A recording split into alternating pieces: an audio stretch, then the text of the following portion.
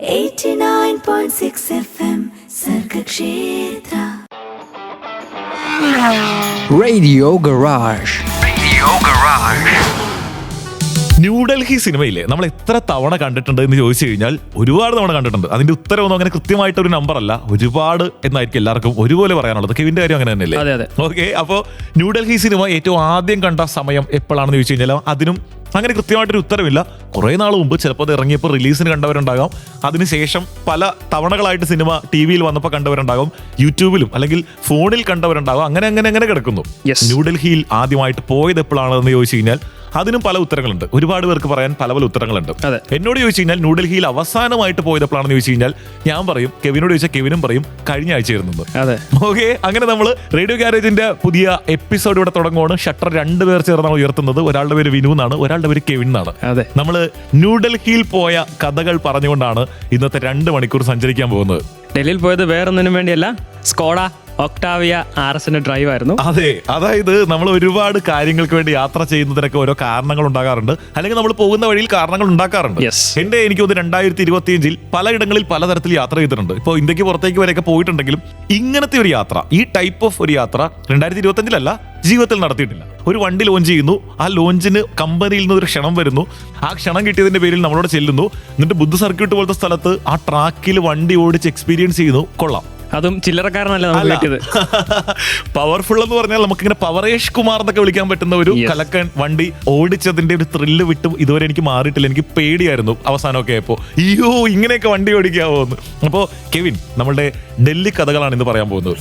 ഡൽഹി കഥ എന്ന് പറയുമ്പോൾ ഡൽഹി യാത്രാനുഭവം അല്ല കേട്ടോ. ശരിക്കും പറഞ്ഞു കഴിഞ്ഞാൽ ഒക്ടാവിയ RS ഓടിച്ചതിന്റെ അനുഭവം, അതും ഇന്ത്യയിലെ തന്നെ ഏറ്റവും വേഗതയേറിയ വാഹനങ്ങൾ പോകുന്ന അല്ലെങ്കിൽ അത്രത്തോളം പോപ്പുലർ ആയിട്ടുള്ള ഒരു ട്രാക്കിൽ ഓടിച്ചതിന്റെ എക്സ്പീരിയൻസ് വല്ലാത്തൊരു എക്സ്പീരിയൻസ്. ഓക്കെ, ഓടിച്ച ആള് കെവിൻ ഇങ്ങനെ പയ്യെ അത് തന്നെയാണെന്നൊക്കെ പറയുമ്പോൾ ചില്ലറക്കാരനല്ല കെവിൻ എന്ന് ഞാൻ മനസ്സിലാക്കിയത് ട്രാക്കിൽ കെവിൻ ഡ്രൈവർ സീറ്റിൽ ഇരിക്കുന്നത് കണ്ടപ്പോഴാണ്. പിന്നെ അങ്ങോട്ടേക്ക് ഒരു പുകയായിരുന്നു, വേറെ ഒന്നും കാണാൻ പോലും പറ്റിയിട്ടില്ല. അങ്ങനെ നമ്മളുടെ ഇത്തവണത്തെ ഗാരേജ് തുറക്കണം. ഇന്ന് ഗാരേജിൽ ഒക്ടാവിയ RS ഉണ്ട് എന്ന് എല്ലാവർക്കും മനസ്സിലായി. നമ്മൾ വലിയ സസ്പെൻസ് ഒന്നും കൊടുത്തില്ല, കാരണം കഴിഞ്ഞ ആഴ്ച നമ്മൾ ഇത് പറഞ്ഞു തുടങ്ങിയത്. നമ്മളിന്ന് ഡൽഹി പോയിട്ട് വരാം, ഒരു വലിയ കാര്യം സംഭവിക്കാൻ പോകുന്നുണ്ടെന്ന്. ഇതല്ലാതെ ഗാരേജിൽ ഇന്ന് വേറെ വല്ല വണ്ടിയും വരാനുണ്ടോ? ഗാരേജിൽ അടുത്തൊരു ഡ്രൈവിന്റെ വാഹനം നമ്മൾ മാറ്റി നിർത്തിയിട്ടുണ്ട്. ഈ മാസം അവസാനം നമ്മൾ പോകുന്നതായിരിക്കും. അത് മിനിച്ചേട്ടന്റെ 2ാമത്തെ ഡ്രൈവ് ആയിരിക്കും. ഇത് ആദ്യത്തെ ഡ്രൈവ് ആയിരുന്നു. ഓക്കെ, ഇത് അല്ലാതെ ഇപ്പോ 2ാമതൊരു വാഹനം വരുന്നു. മറ്റേതൊക്കെ വാഹന കഥകളാണ് ഇന്നത്തെ ഗാരേജിൽ ഉൾപ്പെടുത്തിയിട്ടുള്ളത്? പിന്നീട് നമ്മൾ വെന്യൂവിന്റെ കാര്യം കഴിഞ്ഞ ആഴ്ച പറഞ്ഞിരുന്നു. വില വന്നിട്ടില്ല, വില മാത്രം വന്നിട്ടില്ല, വെന്യൂവിന്റെ പുതിയ അപേക്ഷ വരുന്നു എന്ന് പറഞ്ഞിരുന്നു. അതിന്റെ വില എത്തിയിട്ടുണ്ട്. അങ്ങനെ ഒരുപാട് സന്തോഷകരമായ കാര്യങ്ങൾ സംഭവിക്കുന്ന ഗാരേജാണ് ഇന്ന്. കൂടാതെ മാരുതി 3 കോടി വാഹനങ്ങൾ ഇന്ത്യയിൽ വിറ്റിരിക്കുകയാണ്. ഓക്കെ, അപ്പൊ അതും വല്ലാത്തൊരു സന്തോഷമാണ്.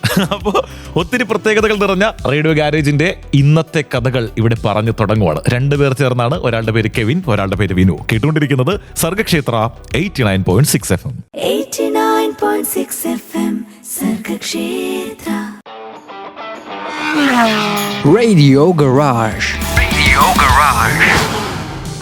റേഡിയോ ഗാരേജ് കേട്ടുകൊണ്ടിരിക്കുന്നു. കൂടെ കെവിനും വിനുവുണ്ട്. നമ്മൾ ഒക്ടാവിയ RSന്റെ ഒരു ഡ്രൈവിന് വേണ്ടി ഡൽഹിയിലെ ബുദ്ധ സർക്യൂട്ടിൽ പോയതിന്റെ കഥകൾ പറഞ്ഞാണ് കേട്ടോ ഇന്നത്തെ ഗാരേജിന്റെ ആദ്യ പോർഷൻ, അല്ലെങ്കിൽ ഫസ്റ്റ് ഹാഫ് പോർഷൻ പോകാൻ പോകുന്നത്. നമുക്ക് മെസ്സി വരുന്നേന്ന് പറഞ്ഞ എന്നെ കളിയാക്കിയ വിനിച്ചേട്ടനാണ് ഇന്നിപ്പം ഘോരം ഇതിനെ പുകഴ്ത്തിക്കൊണ്ടിവിടെ പറഞ്ഞുകൊണ്ടിരിക്കുന്നത്. ഇതെന്റെ ഒരു മധുര പ്രതികാരമാണ്. അതായത് കെവിൻ, ഇതിപ്പോ ഞാൻ എത്രത്തോളം ആവേശത്തിൽ സംസാരിക്കുന്നുണ്ടെന്ന് ചോദിച്ചു കഴിഞ്ഞാൽ ഞാനിപ്പോ പ്രകടിപ്പിക്കുന്നതിനേക്കാളും ത്രില്ലിലാണ് ആ ഒരു എക്സ്പീരിയൻസ്. അതായത് ആ ഒരു വണ്ടി ട്രാക്കിലൂടെ ഓടിക്കുമ്പോൾ ഉണ്ടായിരുന്ന എൻ്റെ ഒരു അനുഭവം അത് പറഞ്ഞ് അറിയിക്കാൻ പറ്റുന്നില്ല. ബുദ്ധ സർക്യൂട്ടിൽ ട്രാക്കിൽ റേസിൽ പങ്കെടുത്തവർ കേട്ടുകൊണ്ടിരിക്കുന്നില്ലെങ്കിലും ട്രാക്കിൽ റേസ് കാണാൻ പോയ പലരും കേട്ടുകൊണ്ടിരിക്കുന്നുണ്ടോ. ഇനിയിപ്പോ നോയിഡയിലെ ബുദ്ധ സർക്യൂട്ട് അല്ല, നാട്ടിൽ ഇപ്പൊ തമിഴ്നാട്ടിലൊക്കെ ചില ട്രാക്കുകളുണ്ടല്ലോ. ഓക്കെ, അപ്പൊ കോയമ്പത്തൂർ ട്രാക്കിലൊക്കെ റേസ് നേരിട്ട് കണ്ടവരൊക്കെ കേട്ടുകൊണ്ടിരിക്കുന്നുണ്ടെങ്കിൽ അവർക്കത് മനസ്സിലാവും. അതായത് അത്രത്തോളം വാഹനങ്ങൾ ഇഷ്ടമുള്ളവർ പോയി വലിയ ടിക്കറ്റ് ചാർജ് കൊടുത്ത് പരിപാടി കാണാറുണ്ട്. എന്നെ സംബന്ധിച്ചിടത്തോളം ട്രാക്കിലൂടെ വണ്ടി ഓടിക്കാൻ പറ്റി എന്നൊക്കെ പറഞ്ഞു കഴിഞ്ഞാൽ അത് കൊള്ളാം. കെവിൻ കലക്കി. അപ്പൊ നമ്മൾ നേരെ ഡൽഹിയിലേക്ക് പുറപ്പെട്ടത് മുതൽ പറയാട്ടോ. നമ്മൾ ഒരു ദിവസം ഇതൊരു മിന്നൽ യാത്രയായിരുന്നു കേട്ടോ. ഒരു ദിവസം ഉച്ചയ്ക്ക് ഇവിടുന്ന് ഡൽഹിയിൽ പോകുന്നു, പിറ്റേ ദിവസം ഉച്ച കഴിഞ്ഞ് തിരിച്ചു വരുന്നു. എറണാകുളത്ത് നിന്ന് ഞാനിപ്പോ കോട്ടയത്ത് വന്ന് തിരിച്ചു പോകുന്നത് പോലെയൊക്കെ തന്നെ ഒരു വേഗ യാത്രയായിരുന്നു. പക്ഷെ എന്നാലും ഈ വളരെ വേഗതയേറിയ യാത്ര, വേഗതയേറിയ വാഹനം ഓടിക്കാൻ വേണ്ടി പോയതുകൊണ്ട് തന്നെ അത് ഗംഭീരമായി. ഒട്ടും ലാഗില്ലാത്ത യാത്ര. വണ്ടി ഓടിക്കുമ്പോഴും ഒരു തരി ലാഗില്ല.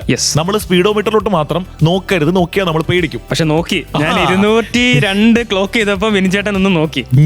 ഞാൻ പെട്ടെന്ന് സ്പീഡോമീറ്റർ നോക്കി. ഇതുവരെ പേടിച്ചിട്ടില്ല ആരുടെയും കൂടെ യാത്ര ചെയ്തിട്ട്. പക്ഷെ ഇത് പേടിക്കുന്നത് കെവിന്റെ ഓടിക്കൽ കണ്ടല്ല, സ്പീഡോമീറ്ററിലെ ആ ഒരു റീഡിങ് കണ്ടാണ്. അത് ആ വണ്ടി കലക്കൻ വണ്ടിയാണെന്ന് അവർ തെളിയിച്ചു തന്നു. അത് വല്ലാത്ത എക്സ്പീരിയൻസ് ആയിരുന്നു. അത് 4 പേരെ വെച്ചിട്ടാണ് നമ്മൾ 200 ക്ലോക്ക് ചെയ്തത്. നോർമലി 200 ക്ലോക്ക് ചെയ്യണമെങ്കിൽ ഒരാളോ അല്ലെങ്കിൽ 2 പേരൊക്കെ ഒരാളായിരിക്കണം. പിന്നെ AC ഒന്നും ഇടാറില്ല, ഇടാതെ ഇരിക്കണം, അങ്ങനെയൊക്കെ ഉണ്ട്. ഇത് അങ്ങനെയൊന്നുമില്ല.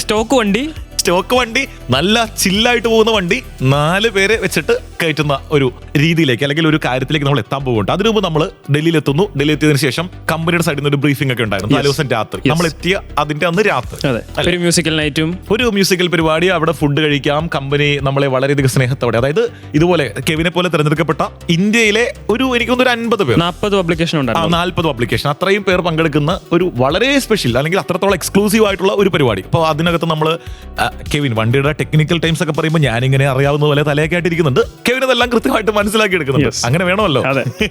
എന്നിട്ട് തലേദിവസം കാര്യങ്ങളെല്ലാം പ്രിപ്പറേഷൻ ലെവലെല്ലാം സെറ്റ് ചെയ്തതിനു ശേഷം നമ്മൾ ആവേശത്തിൽ കിടന്നുറങ്ങുന്നു. കെവിൻ ശരിക്കും കിടന്നുറങ്ങിയായിരുന്നു? സംശയമായിരുന്നു സത്യം പറഞ്ഞാൽ. നമ്മൾ ഈ വളരെ ത്രില്ലിൽ നിൽക്കുന്ന കാര്യം സംഭവിക്കുന്നത് പിറ്റേന്നാണെങ്കിൽ ആ രാത്രി ആർക്കും ഉറങ്ങാൻ പറ്റില്ല. അങ്ങനെയാണല്ലോ. ഞാൻ ശരിക്കും നല്ല അസലായിട്ട് കിടന്നുറങ്ങി കേട്ടോ. ഈ ഡൽഹി ചെന്നപ്പോൾ മറ്റൊരു കോമഡി എന്ന് പറഞ്ഞാൽ നമ്മൾ ന്യൂസ് ചാനലുകളൊക്കെ പിറ്റേ ദിവസം ഡൽഹിയിലെ നമ്മുടെ പ്രഭാതം കേട്ടോ, ഡൽഹിയിൽ നേരം പൊട്ടി വിടരുന്നു അല്ലെങ്കിൽ നേരം പരപരാ വെളുക്കുന്നു. ഈ സമയത്ത് രാവിലെ നമ്മൾ ന്യൂസ് ഒക്കെ ഒന്ന് നോക്കുമ്പോൾ അന്ന് കാണുന്ന ഒരു ന്യൂസാണ്. നമ്മളൊരു മെയിൻ ന്യൂസ് ചാനൽ നോക്കിയപ്പോൾ അതിലെ വാർത്ത വായിക്കുന്ന ആൾ പറയുവാണ്, ഡൽഹിയിലെ ഏറ്റവും മോശം കാലാവസ്ഥയുള്ള ഒരു സമയമാണ് ഇപ്പോൾ, അത്രത്തോളം പൊല്യൂഷൻ ഉള്ള ഒരു ദിവസമാണ് ഇന്ന്. അതുകൊണ്ട് തന്നെ നിങ്ങൾ ആരെങ്കിലും ഡൽഹിക്ക് പോകാൻ ശ്രമിക്കുന്നുണ്ടെങ്കിൽ, ഡൽഹിയിൽ നിങ്ങൾ എന്തെങ്കിലും ട്രിപ്പ് പ്ലാൻ ചെയ്യുന്നുണ്ടെങ്കിൽ ഒരു 2 ആഴ്ചത്തേക്ക് മാറ്റി വെച്ചോളൂ. ആ സമയത്താണ് നമ്മൾ അവിടെ റൂമിൽ ഡൽഹിയുടെ മാറ്റി എണ്ണീച്ച് വരുന്നത്. അതെ, ഡൽഹിയുടെ ഹൃദയഭാഗത്ത് നിന്നുകൊണ്ട് ഇത് കേൾക്കുന്ന മലയാളികൾ എന്ന നിലയ്ക്ക് നമ്മളിങ്ങനെ അയ്യോ ഇത് വെക്കണ്ടായിരുന്നു എന്ന് തോന്നി. മലിനീകരണം അല്ലെങ്കിൽ ഈ പഞ്ചാബിൽ പൊതുവെ പറയുന്നത് അങ്ങനെയുള്ള, പഞ്ചാബിൽ കൃഷിയൊക്കെ കഴിഞ്ഞിട്ട് ആ ഒരു വൈക്കോലും പരിപാടികളൊക്കെ ഇട്ട് കത്തിച്ചിട്ട് നിലം ഒരുക്കുന്നതിന്റെ ഭാഗമാണ്. നമ്മളിപ്പോ കുട്ടനാടുകാർ എല്ലാവരും കേട്ടുകൊണ്ടിരിക്കുന്നുണ്ട്, അവർക്ക് എല്ലാവർക്കും അത് കൃത്യമായിട്ട് അറിയാം.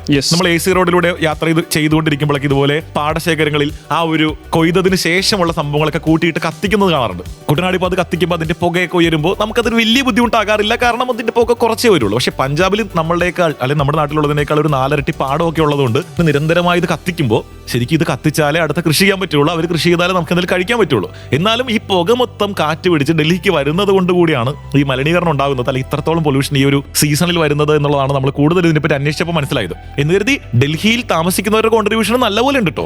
അവരും മോശക്കാരൊന്നും അല്ല. നമ്മൾ പ്രോപ്പർ ഡൽഹിയിലായിരുന്നു, നോയിഡ എന്ന് പറഞ്ഞൊരു സ്ഥലത്തായതുകൊണ്ട് നമ്മളെ ആ ഒരു വലിയ മോശം കാലാവസ്ഥ ബാധിച്ചില്ല. നമ്മൾ നല്ല എയർ ശ്വസിച്ചുകൊണ്ട് നേരെ ട്രാക്കിലേക്ക് ചെല്ലുന്ന ഒരു ടൈം ആയിട്ടുണ്ട്. നേരം പരവരാ വെളുക്കുന്നു. നമ്മളെ കൊണ്ടുപോകാൻ വേണ്ടി കമ്പനി വണ്ടി വരുന്നു. കൈലാക്കിനാണ് നമ്മൾ ട്രാക്കിലേക്ക് പോയത്. അതെ, സ്കോഡ വാഹനങ്ങൾ വിട്ടൊരു പരിപാടി അന്നത്തെ ദിവസം ഉണ്ടായിരുന്നില്ല. ഓക്കെ, അപ്പോൾ നമുക്ക് പുറപ്പെടാനുള്ള കൈലാക്ക് അവിടെ പാർക്ക് ചെയ്യുന്നു. നമ്മളെ ഇൻവൈറ്റ് ചെയ്ത് കൈലാക്കിലേക്ക് എത്തിക്കുന്നു. കൈലാക്കിൽ കയറുന്നു. അതിനുശേഷം എന്ന് പറഞ്ഞാൽ ഇനി പറയാൻ പോകുന്നത് ഈ ഒരു ട്രാക്കിലെ റേസുമായിട്ട് ബന്ധമില്ലാത്ത കാര്യമാണെങ്കിലും ഒരു റേസിനെ പറ്റി തന്നെയാണ്. അതിന് മുൻപുള്ള പാട്ടാണ് റേഡിയോയിൽ വരാൻ പോകുന്നത്. ഇത് Sargakshetra 89.6 FM. 89.6 FM Sargakshetra. Radio Garage. Sargakshetra 89.6 FM radio garage കേട്ടുകൊണ്ടിരിക്കുന്നു. റേഡിയോ ഗാരേജിൽ ഇന്ന് കേൾക്കുന്ന കഥകളെല്ലാം നമ്മൾ ഒക്ടാവിയ RSന്റെ ഡ്രൈവിന് ഡൽഹിയിൽ പോയതിൻ്റെതാണ് കേട്ടോ. നമുക്ക് കിട്ടിയ പ്രത്യേക ക്ഷണം സ്വീകരിച്ച് നമ്മൾ ഡൽഹിയിൽ ചെല്ലുന്നു. ഡൽഹിയിൽ ചെന്നതിന് ശേഷം ബുദ്ധ് സർക്യൂട്ടിലേക്ക് നമ്മൾ ഹോട്ടലിൽ നിന്ന് പോയിക്കൊണ്ടിരിക്കുകയാണ്. അപ്പൊ കെവിൻ, നമ്മൾ ഹോട്ടലിലേക്ക് പോകുമ്പോൾ ഇപ്പോൾ കൈലാക്കിലാണ് പോകുന്നത്. കൈലാക്കിൻ്റെതായ എല്ലാവിധ ആഡംബരങ്ങളും ആസ്വദിച്ചുകൊണ്ട് പോകുമ്പോൾ റോഡിലേക്ക് നോക്കുന്നുണ്ട്. കാരണം നേരത്തെ പറഞ്ഞ പോലെ തന്നെ അത്യാവശ്യം പൊള്യൂട്ടഡ് ആയിട്ടുള്ള അന്തരീക്ഷം നിൽക്കുന്ന ഒരു റോഡാകുമ്പോൾ എന്തെങ്കിലും പ്രശ്നം ഇവിടെ ഉണ്ടെന്ന്. പക്ഷെ ഒരു പ്രശ്നമില്ല. കുറച്ചു നേരം മുന്നോട്ട് നീങ്ങിട്ട് നമ്മൾ യമുന എക്സ്പ്രസ് ഹൈവേയിലേക്ക് കയറിയതാണ് എൻ്റെ ഒരു ഓർമ്മ. കയറിയത് മാത്രമേ ഓർമ്മയുള്ളൂ. അത് കഴിഞ്ഞിട്ട് നമ്മളുടെ ഡ്രൈവർ ചേട്ടൻ, ഇപ്പോൾ സഞ്ചാരം പരിപാടിയിൽ പറയുന്നത് പോലെ ഡ്രൈവർ ഗിൽബർട്ട്, അദ്ദേഹത്തിന് എന്തോ ഒരു പേരാണ്, നമുക്ക് ഗിൽബർട്ട് എന്ന് വിളിക്കാം. എക്സ്പ്രസ് ഹൈവേയുടെ പവർ കാണിച്ചു തന്ന ഒരു ഡ്രൈവായിരുന്നു പുള്ളിക്കാരൻ നടത്തിയത്. നമ്മൾ ശരിക്കും പോയത് ഒക്ടാവിയ RSന്റെ ഡ്രൈവിന് വേണ്ടിയാണെങ്കിലും നമ്മളെ ഹോട്ടലിൽ നിന്ന് ആ ഒരു ബുദ്ധ് സർക്യൂട്ടിലേക്ക് എത്തിക്കുന്ന മനുഷ്യന്റെ ആ ഒരു ഡ്രൈവിംഗ് എക്സ്പീരിയൻസ് അതൊന്ന് പറഞ്ഞേ. യെസ്, നമ്മൾ ഒക്ടാവിയ RS ഓടിക്കാൻ പോയെങ്കിലും ഹോട്ടലിൽ നിന്ന് ഈ ട്രാക്കിലേക്ക് നമ്മൾ ഡ്രോപ്പ് ചെയ്യാൻ വേണ്ടി സ്കോർ അറേഞ്ച് ചെയ്തിരിക്കുന്നത് കൈലാക്കായിരുന്നു. ഓക്കെ, അപ്പൊ കൈലാക്ക് എക്സ്പീരിയൻസ് ചെയ്യാനുള്ള ഒരു ഓപ്ഷൻ നമുക്ക് കിട്ടി. അപ്പോഴാണ് നമ്മൾ റിയർ സീറ്റിലെ കംഫർട്ട് ഒക്കെ നമ്മൾ എല്ലാം ടെസ്റ്റ് ചെയ്തു. ഞാനും വിനിച്ചേട്ടനും അടുത്തടുത്താണ് ഇരുന്നത് റിയർ സീറ്റിൽ. അപ്പൊ നമ്മുടെ ആ ഒരു ലെഗ് സ്പേസും നമ്മുടെ ഒരു കംഫർട്ട് ഒക്കെ നമ്മൾ നോക്കി. എന്നിട്ടാണ് നമ്മൾ എക്സ്പ്രസ് ഹൈവേയിലേക്ക് കയറുന്നത്. അവിടെ കയറിയിട്ട് നമ്മൾ 170 വാഹനത്തിന് ടോപ്പ് സ്പീഡ് ക്ലോക്ക് ചെയ്തത്. യമുന എക്സ്പ്രസ് ഹൈവേ എന്ന ബോർഡ് കണ്ടു. അത് കഴിഞ്ഞിട്ട് നമ്മൾ നോക്കുമ്പോൾ ഈ ചേട്ടൻ ആക്സിലേറ്റർ കാല് മരവിച്ചത് കൊണ്ട് പൊക്കാത്തതാണോ എന്നൊക്കെ അറിയാൻ വേണ്ടി നമ്മളിങ്ങനെ നോക്കുമ്പോൾ സ്പീഡോമീറ്ററിലേക്ക് കണ്ണൊന്ന് പാളി. 170. അതൊന്ന് ഓർക്കണം, ഒരു 12 ലക്ഷം രൂപ താഴെയുള്ള വാഹനം 3 സിലിണ്ടർ എഞ്ചിനാണ് കൊടുത്തിരിക്കുന്നത്. Okay. സ്കോഡയുടെ എഞ്ചിന്റെ പവർ, അതിന്റെ സ്റ്റെബിലിറ്റി, റിജിഡിറ്റി, വണ്ടിക്കകത്ത് ഇരുന്നിട്ട് ഒരു കുലുക്കും ഇല്ല. നമ്മൾ 4 പേരുണ്ടായിരുന്നു വാഹനത്തില്. 4 പേരിരുന്നിട്ട് അറിയുന്നില്ല ഈ 4 പേര് നമ്മുടെ ലഗേജ് ഉണ്ടായിരുന്നു. ലഗേജ് ഒപ്പം വണ്ടി ഫുൾ ചില്ലായിട്ടാ പോകുന്നത്. അതെ. എന്നിട്ട് നമ്മൾ മുന്നോട്ട് നോക്കുമ്പോ എല്ലാ വണ്ടിനെ ഓവർടേക്ക് ചെയ്ത് പോകുന്നുണ്ട്. അപ്പോഴാണ് നമ്മൾ എന്തായിരിക്കും ഈ ചേട്ടന്റെ സ്പീഡ് എന്ന് അറിയാൻ വേണ്ടി ഒന്ന് നോക്കിയതാ. 170. ഞെട്ടൽ അവിടെ മുതൽ തുടങ്ങുവാണ്. അപ്പൊ നമ്മൾ ഒരിക്കലും സ്പീഡ് പ്രോത്സാഹിപ്പിക്കുന്നതല്ല. നമ്മൾ എക്സ്പ്രസ് ഹൈവേയിൽ നമ്മൾ ലീഗലായിട്ട് മാത്രമാണ് ചെയ്തിരിക്കുന്നത്, അതും കേരളത്തിലല്ല. അതെ, അതുകൊണ്ട് തെറ്റി വരില്ല. ഇവിടെ നമ്മൾ 170, അതായത് ഈ യമുന എക്സ്പ്രസ് ഹൈവേയിൽ നമ്മൾ 170 ഓടിക്കുമ്പോൾ ശ്രദ്ധിക്കേണ്ട വേറൊരു കാര്യം എന്ന് പറഞ്ഞാൽ നമ്മൾ എനിക്ക് തോന്നുന്നു ഒരു 4ാമത്തെ ട്രാക്കിലൂടെയാണ് പോകുന്നത്. അപ്പോ നമ്മളെ ഓവർടേക്ക് ചെയ്യാൻ വേണ്ടി ഇതിനേക്കാൾ വേഗത്തിൽ വരുന്ന വാഹനങ്ങൾ അവിടെ ഉണ്ട്. അതും വേറൊരു കൈലാക്കായിരുന്നു. അതെ, അത് നമ്മളെ ഞെട്ടിക്കുമ്പോ മറ്റൊരു കൈലാക്കല്ലേ ഈ പോകുന്നത്. അപ്പൊ 170 പോകുന്ന നമ്മളെ ഓവർടേക്ക് ചെയ്യണമെങ്കിൽ അവർ ഏത് വേഗത്തിലാണ് എന്നുള്ളത് നമ്മൾ ആലോചിക്കുമായിരുന്നു. ഇങ്ങനെ ഇന്ത്യയിൽ ഇത്രത്തോളം മനോഹരമായ റോഡുകൾ ഉള്ളിടത്ത് അത് എക്സ്പീരിയൻസ് ചെയ്യണം ഒരിക്കലെങ്കിലും. അത് എനിക്ക് തോന്നുന്നു ഫുൾ കാലിയായിട്ടുള്ള ടൈമിൽ ആണ് നമ്മൾ ഓടിച്ചത്. അതുകൊണ്ട് തന്നെ വലിയ അങ്ങനത്തെ ഒരു അപകട സാധ്യതകൾ ഒന്നും തന്നെ ഇല്ല. പിന്നെ അത്രത്തോളം എക്സ്പീരിയൻസ് ആയിട്ടുള്ള ഡ്രൈവേഴ്സ് ആണ് ഈ വണ്ടികൾ ഹാൻഡിൽ ചെയ്യുന്നത്. കാരണം എല്ലാം പുത്തൻ വണ്ടികളാണ്, കമ്പനി നേരിട്ട് കൊണ്ടുവരുന്ന ഡ്രൈവർമാരുമാണ്. അവരെല്ലാം ലോകം മുഴുവൻ ഓടിച്ചിട്ടുള്ള പരിചയസമ്പന്നരായ ഡ്രൈവർമാരായിരിക്കും. അങ്ങനെ നമ്മൾ വണ്ടി, അതായത് പ്രതീക്ഷിക്കാത്ത ഒരു ട്രാക്ക് എക്സ്പീരിയൻസ് കിട്ടിയതിന് ശേഷമാണ് ബുദ്ധ സർക്യൂട്ടിലേക്ക് മെല്ലെ ചെല്ലാൻ പോകുന്നത്. ഇനിയാണ് കളി തുടങ്ങുന്നത്. കഥ ഇവിടെ തുടങ്ങുകയാണ്. കേട്ടുകൊണ്ടിരുന്നോളൂ, ഇത് Sargakshetra 89.6 FM. 89.6 FM Sargakshetra. Radio Garage. Radio garage ആണോ? റേഡിയോ ഗാരേജിൽ നമ്മൾ ഒക്ടാവിയ RS ഡൽഹിയിൽ ഓടിക്കാൻ പോയതിന്റെ കഥകൾ പറഞ്ഞുകൊണ്ടിരിക്കുകയാണ്. ഇത് ഇത്രത്തോളം ആവേശത്തിൽ ഇത് പറയാൻ കാര്യം എന്താണെന്ന് വെച്ച് കഴിഞ്ഞാൽ കേരളത്തിൽ ഇത് കേട്ടുകൊണ്ടിരിക്കുന്ന ഒരാളും ചിലപ്പോൾ ഇത് ഓടിച്ചിട്ടുണ്ടാകില്ല. അപ്പൊ നമ്മൾ പറയണമല്ലോ, ഇത് കേട്ടുകൊണ്ടിരിക്കുന്നതിൽ ഒരുപാട് ഷോറൂം ജോലി ചെയ്യുന്നവരുണ്ടാകാം, അല്ലെങ്കിൽ ഷോറൂമിന്റെ ഓണർമാരുണ്ടാകാം. അങ്ങനെ പലരും ഉണ്ടെങ്കിലും ഇത് നാട്ടിലേക്ക് വന്നിട്ടില്ല. ആളുകൾ എല്ലാവരും ബുക്ക് ചെയ്ത് ക്ഷമയോടെ കാത്തിരിക്കുന്ന വണ്ടി ആദ്യം ഓടിച്ചവരുടെ പട്ടികയിൽ നമ്മൾ ഉള്ളതുകൊണ്ട് നമ്മളിത് പറയും കേട്ടോ. അപ്പോൾ ഒക്ടാവിയ RSന്റെ ഡ്രൈവിന് വേണ്ടി ഡൽഹിയിലെ ബുദ്ധ സർക്യൂട്ടിൽ പോയതിന്റെ കഥകളാണ് കേട്ടുകൊണ്ടിരിക്കുന്നത്. നമ്മൾ നേരെ ബുദ്ധ സർക്യൂട്ടിന്റെ എൻട്രൻസിൽ എത്തുന്നു. ഇത്രയാണ് എനിക്ക് പറയാനുള്ളത്. ഇനി കെവിനിലേക്ക് എന്താണ് അവസ്ഥ? ആക്ച്വലി ഞാൻ ഇപ്പോഴും ഫോണിൽ ആ വിഷ്വൽസ് കണ്ടുകൊണ്ടിരിക്കുകയാണ്. അയ്യോ, ഞാനിത് പറഞ്ഞുകൊണ്ടിരിക്കുമ്പോൾ കെവിന്റെ സ്റ്റോറി എടുത്ത് നോക്കുമ്പോഴേ കെവിൻ ഇതൊരു 4 ദിവസമായാലും ഇത് തന്നെ സ്റ്റോറി ഇടുന്നത്. അപ്പോ അതിന്റെ ഒരു ത്രില്ലിൽ നിന്ന്, ആ ഒരു ലൂപ്പിൽ നിന്ന് പോകുന്നിട്ടില്ല. ശരിക്കും പോരാൻ പറ്റില്ല കേട്ടോ. ഇതൊരു വല്ലാത്ത അവസ്ഥയാണ്. ആക്ച്വലി ഐ തിങ്ക് സ്കോഡ എന്ന ബ്രാൻഡ് അവർ ഈ ഒരു വാഹനത്തിനെ എത്രത്തോളം ആ ഒരു വാഹനത്തിന് ഇമ്പോർട്ടൻസ് കൊടുക്കുന്നു. നോർമലി ഒരു മീഡിയ ഡ്രൈവ് നടത്തുന്നതിലും ഏറ്റവും ബെറ്റർ ആയിട്ടൊരു ട്രാക്കിൽ ഈ ഒരു വാഹനം തന്നു എന്ന് പറഞ്ഞു കഴിഞ്ഞാൽ ആ വാഹനത്തിൽ അവരത്ര കോൺഫിഡൻ്റ് ആണ്. ഓക്കെ, ആ ട്രാക്കിൽ ആ വാഹനം നന്നായിട്ട് പെർഫോം ചെയ്യാൻ പറ്റും. അതായത് അവർക്കറിയാം ആ വാഹനം എന്താണെന്നും എങ്ങനെയാണെന്ന്. ചവിട്ടിപ്പൊളിച്ച് ഓടിച്ചോളാണ് നമ്മളിത് പറഞ്ഞിരിക്കുന്നത്. അതെ, പുത്തൻ വണ്ടിയാണെന്ന് ഓർക്കണം. അതായത് എക്സ് ഷോറൂം 50 ലക്ഷം രൂപയുള്ള വണ്ടിയാണെന്ന് ഓർക്കണം. ഇത്രയധികം ആളുകളോട് അങ്ങോട്ട് ഓടിച്ചോന്നാ പറഞ്ഞേക്കണത്. 4 ദിവസത്തെ പരിപാടിയായിരുന്നു. അതെ, മക്കളെ നിങ്ങൾ സൂക്ഷിച്ച് ഓടിക്കണോട്ടോ, വളവും തിരിവൊക്കെ വരുമ്പോൾ സൂക്ഷിക്കണോട്ടോ. ഇങ്ങനെയൊന്നുമില്ല, ഓടിച്ചോളൂ, നിങ്ങൾ പറ്റാവുന്ന രീതിയിലൊക്കെ ഓടിച്ചോളൂ എന്ന് പറഞ്ഞ വണ്ടി തരുവാണ്. അപ്പൊ നമ്മളിങ്ങനെ ആ ബുദ്ധ സർക്യൂട്ടിനകത്തേക്ക് ചെല്ലുമ്പോൾ പൊതുവായിട്ടുള്ള നിർദ്ദേശങ്ങൾ തരുന്നിടം അങ്ങനെ പല പല സ്ഥലങ്ങളൊക്കെ കണ്ടോ. അതിനുശേഷമാണ് പല ബാച്ചുകളായിട്ട് തിരിച്ചിട്ടാണ് നമ്മളെ വിടാൻ അവർ സെറ്റ് ചെയ്തിരിക്കുന്നത്. അതൊക്കെ വളരെ സിസ്റ്റമാറ്റിക് ആണോ. എനിക്ക് വളരെയധികം അത്ഭുതം തോന്നി. കാരണം ഇന്ത്യ മുഴുവനുള്ള പല ഭാഗങ്ങളിൽ നിന്ന് വന്നിട്ടുള്ള എല്ലാവരെയും കൃത്യമായ രീതിയിൽ അവർ കോർഡിനേറ്റ് ചെയ്ത് കൊണ്ടുവന്നിട്ട് അതിനെ വളരെ സിസ്റ്റമാറ്റിക് ആയിട്ട് കൃത്യമായിട്ട് ടൈം കൊടുത്ത് അവർ വണ്ടി വിടുന്നു, തിരിച്ചു വിളിക്കുന്നു, അങ്ങനെ പോകുമോ. നമുക്ക് തലേദിവസമേ ബാച്ച് കിട്ടിയല്ലോ. 4ാമത്തെ ബാച്ചിലെ 2ാമത്തെ ഗ്രൂപ്പാണ് നമ്മൾ. ഓക്കെ, അപ്പോൾ നമ്മളിങ്ങനെ ഇത് പറഞ്ഞുകൊണ്ടിരിക്കുമ്പോൾ ആ ബുദ്ധ സർക്യൂട്ടിന്റെ ഉള്ളിൽ നിന്നുകൊണ്ട് ഇടയ്ക്ക് ഒന്ന് ആ ട്രാക്കിലേക്ക് നോക്കുമ്പോൾ ഒരു മൂളൽ മാത്രമേ ആയിക്കോളൂ. അപ്പൊ നമ്മളിങ്ങനെ നോക്കും, അയ്യോ. അപ്പൊ നമ്മൾ നോക്കുന്നത് ഏത് കളറാണ്? ചുമല ഉണ്ടായിരുന്നു, നീല ഉണ്ടായിരുന്നു, ബ്ലാക്ക് ഉണ്ടായിരുന്നു, ഗ്രീൻ ഉണ്ടായിരുന്നു. അതെ, ഏത് കളറാന്ന് മാത്രമേ നമ്മൾ നോക്കാറുള്ളൂ. അപ്പൊ നമ്മളിങ്ങനെ പോകുമ്പോൾ ഒരു ഒക്ടാവിയ RS അല്ലേ ആ മൂളിക്കൊണ്ടങ്ങ് പോയത് എന്നുള്ള രീതിയിൽ നോക്കാൻ പോലുള്ള ഗ്യാപ്പില്ല. അതിനുമുമ്പ് സംഭവം ആ ഏരിയ കടന്നിട്ടുണ്ടാവും. നമ്മൾ കറക്റ്റ് ഒരു റേസ് കാണുന്ന പോലെ തന്നെ ഏറെക്കുറെ നമ്മളുടെ ഒരു ഊഴം എത്തുകൊണ്ടോ. ഊഴം എത്തുമ്പോൾ എന്നെ അത്ഭുതപ്പെടുത്തിയത്, കാറ് ഒത്തിരി ഇടങ്ങളിൽ ഓടിച്ചിട്ടുണ്ടെങ്കിലും ഹെൽമെറ്റ് വെച്ചിട്ട് കാറ് ജീവിതത്തിൽ ആദ്യമായിട്ടാണ് ഞാൻ ഓടിക്കുന്നത്. അപ്പോൾ ഓക്കെ, ഹെൽമെറ്റിന്റെ കൗണ്ടർ ഉണ്ട്, അതെടുക്കുന്നു. മാസ്ക്, അങ്ങനത്തെ കുറെ പരിപാടികളുണ്ട്, അതൊക്കെ എടുത്ത് നമ്മൾ സെറ്റ് ചെയ്യുന്നു. അത് സെറ്റ് ചെയ്തതിന് ശേഷം എനിക്ക് ഭയങ്കര അത്ഭുതമാണ്. ഇത് എന്താണ് ഇവിടെ നടക്കാൻ പോകുന്നത്? നമ്മൾ പുറത്ത് നിന്നിട്ട് കണ്ടിട്ടേ ഉള്ളൂ, അല്ലെങ്കിൽ ട്രാക്കിലുള്ള റേസ് എല്ലാം വീഡിയോയിലൊക്കെ കണ്ടിട്ടേ ഉള്ളൂ. ചിലത് ഇപ്പോൾ കോയമ്പത്തൂരൊക്കെ നേരിട്ട് പോയി ചെറിയ പരിപാടികളൊക്കെ കണ്ടിട്ടേ ഉള്ളൂ. പക്ഷേ ട്രാക്കിലേക്ക് ഇറങ്ങുന്നത് ആദ്യമായിട്ടാണ്.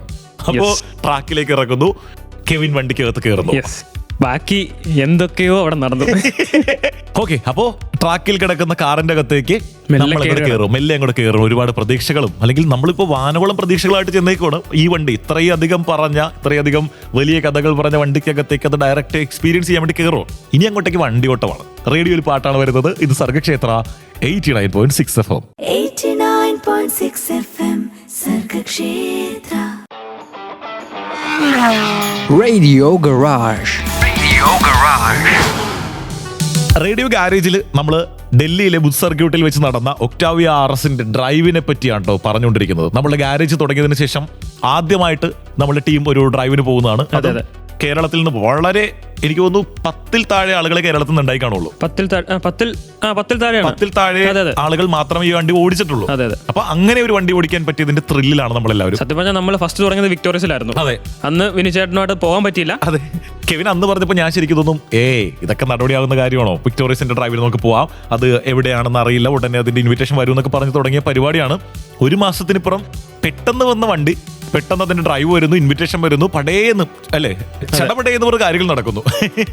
അങ്ങനെ നമ്മൾ വണ്ടിക്കകത്ത് കയറിയിരിക്കുകയാണ്. വണ്ടിക്കകത്ത് കയറിയപ്പോൾ നമുക്ക് മനസ്സിലായി ആദ്യം ഈ ട്രാക്കിലല്ല ഇത് ഓടിക്കാൻ പോകുന്നത്. നിർദ്ദേശങ്ങൾ നമ്മുടെ ചേട്ടൻ തന്നുകൊണ്ടിരിക്കുക. വണ്ടി ഓടിക്കുന്ന വണ്ടിയിൽ എക്സ്പേർട്ട് ആയിട്ടുള്ള ഒരു ഡ്രൈവറും അദ്ദേഹം ഹെൽമെറ്റ് വെച്ചിട്ട് ആദ്യം പുള്ളി ഡ്രൈവർ സീറ്റിൽ ഇരുന്നിട്ട് പുള്ളി വണ്ടി മൂവ് ചെയ്തു. എന്നിട്ട് വണ്ടി മുന്നോട്ട് കൊണ്ടുപോയിട്ട് ഈ ട്രാക്കിന്റെ പുറത്തേക്കാണ് പുള്ളി വണ്ടി കൊണ്ടുപോയത്. അപ്പൊ നമ്മള് ഇതെന്താണിത്, നമ്മളെ ഇതിനകത്ത് കയറ്റാൻ ഉദ്ദേശിച്ചിട്ടില്ലേ? കുറച്ച് നിർദ്ദേശങ്ങളൊക്കെ തരുന്ന കൂട്ടത്തിൽ ആദ്യം പറഞ്ഞത് സീറ്റ് ബെൽറ്റ് ഇടാൻ പറഞ്ഞു. അപ്പോൾ സീറ്റ് ബെൽറ്റ് കാറിൽ കയറി എല്ലാവരും ഇടേണ്ടതാണ്, അതിപ്പോ അങ്ങനെ ഒരാൾ പറയേണ്ട കാര്യമില്ല. പക്ഷെ എന്നാലും നമ്മൾ പുറകിൽ യാത്ര ചെയ്യുന്നവർ സീറ്റ് ബെൽറ്റ് ഇടാറുണ്ടോ എന്നുള്ള ഒരു ചോദ്യമാണല്ലോ. അതുകൊണ്ട് തന്നെ വിനിച്ചേട്ടൻ ഇട്ടില്ലായിരുന്നു. അത് ചെറുതായിട്ടേ നമ്മളിങ്ങനെ ആദ്യം ഒരാളൊരു കാര്യം പറഞ്ഞ് ആദ്യം 2 തവണ ആലോചിക്കുമല്ലോ. അതിപ്പോ ഡൽഹിയിലാണെങ്കിലും ഇന്ത്യയിലാണെങ്കിലും കേരളത്തിലാണെങ്കിലും. അതെ, കെവിൻ ഇപ്പൊ ചിരിച്ചത് ഞാൻ ഡൽഹിയിലാണെങ്കിലും ഇന്ത്യയിലാണെന്ന് പറഞ്ഞുകൊണ്ടല്ലേ, ആ മനഃപൂർവ്വം പറഞ്ഞതാ കേട്ടോ. ഓക്കെ, അപ്പോ വണ്ടി എടുത്തിട്ട് നേരെ പുറത്തേക്ക് പോയിട്ട് പുള്ളിക്കാരെ സീറ്റ് ബെൽറ്റ് ഇടാൻ പറഞ്ഞു. അപ്പൊ കുറച്ചു നേരം കഴിഞ്ഞിട്ട് ഞാൻ സീറ്റ് ബെൽറ്റ് ഇട്ടു. സീറ്റ് ബെൽറ്റ് ഒക്കെ ഇട്ട് കുറച്ചുകൂടി മുന്നോട്ട് പോയിട്ട് ഇപ്പൊ നമ്മൾ എന്താണ് ചെയ്യാൻ പോകുന്നതെന്ന് പറഞ്ഞു. എന്താണ് പുള്ളിക്കാരൻ പറഞ്ഞത്? ആക്ച്വലി നമുക്ക് 2 രീതിയിലുള്ള ഡ്രൈവ് എക്സ്പീരിയൻസ് ആയിരുന്നു. ഒന്ന് ട്രാക്കിൽ, നമ്മൾ ട്രാക്കിലൊക്കെ വരുന്നതേ ഉള്ളൂ. അതിന് മുന്നേ തന്നെ വാഹനത്തിന്റെ സ്റ്റെബിലിറ്റിയും ബാലൻസിംഗും അറിയാൻ വേണ്ടിയിട്ട് 3 ടെസ്റ്റുകൾ നമുക്ക് തന്നു. ഒന്ന് 6 ആഗ് രീതിയിൽ പോകുന്ന സാധനം, സ്ലാലം ടെസ്റ്റ്, പിന്നെ ഒന്ന് കോർണറിംഗ് ടെസ്റ്റ്. അങ്ങനെ 3 ടെസ്റ്റ് തന്നു. ആ 3 ടെസ്റ്റിലാണ് വിനിച്ചേട്ടൻ രാവിലെ കഴിച്ചതൊക്കെ പുറത്ത് വന്നോ എന്നൊരു തോന്നൽ പോലൊക്കെ എന്റെ അടുത്ത് ഇങ്ങനെ സൂചിപ്പിച്ചിരുന്ന സമയത്ത്.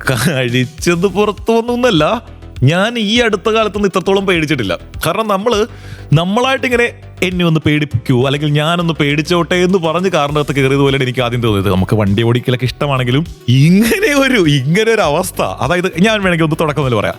ട്രാക്കിന്റെ പുറത്തുള്ള ഒരു വലിയ ഒരു കോൺക്രീറ്റ് ആണ്, പക്ഷെ അതിന്റെ പൊക്കത്ത് വേറെ എന്തോ പ്രത്യേക ഒരു ചിപ്സ് ഒക്കെ മെയിൻറ്റെയിൻ ചെയ്തിട്ടുണ്ട്. ഗ്രിപ്പിന് വേണ്ടിയാണെന്ന് തോന്നുന്നു. ഇതുപോലത്തെ വാഹനങ്ങളുടെ സ്റ്റെബിലിറ്റി ഒക്കെ ടെസ്റ്റ് ചെയ്യാൻ വേണ്ടിയുള്ള ഒരു ട്രാക്കാണ്, ഒരു ടർഫ് പോലത്തെ ഒരു സംഭവം.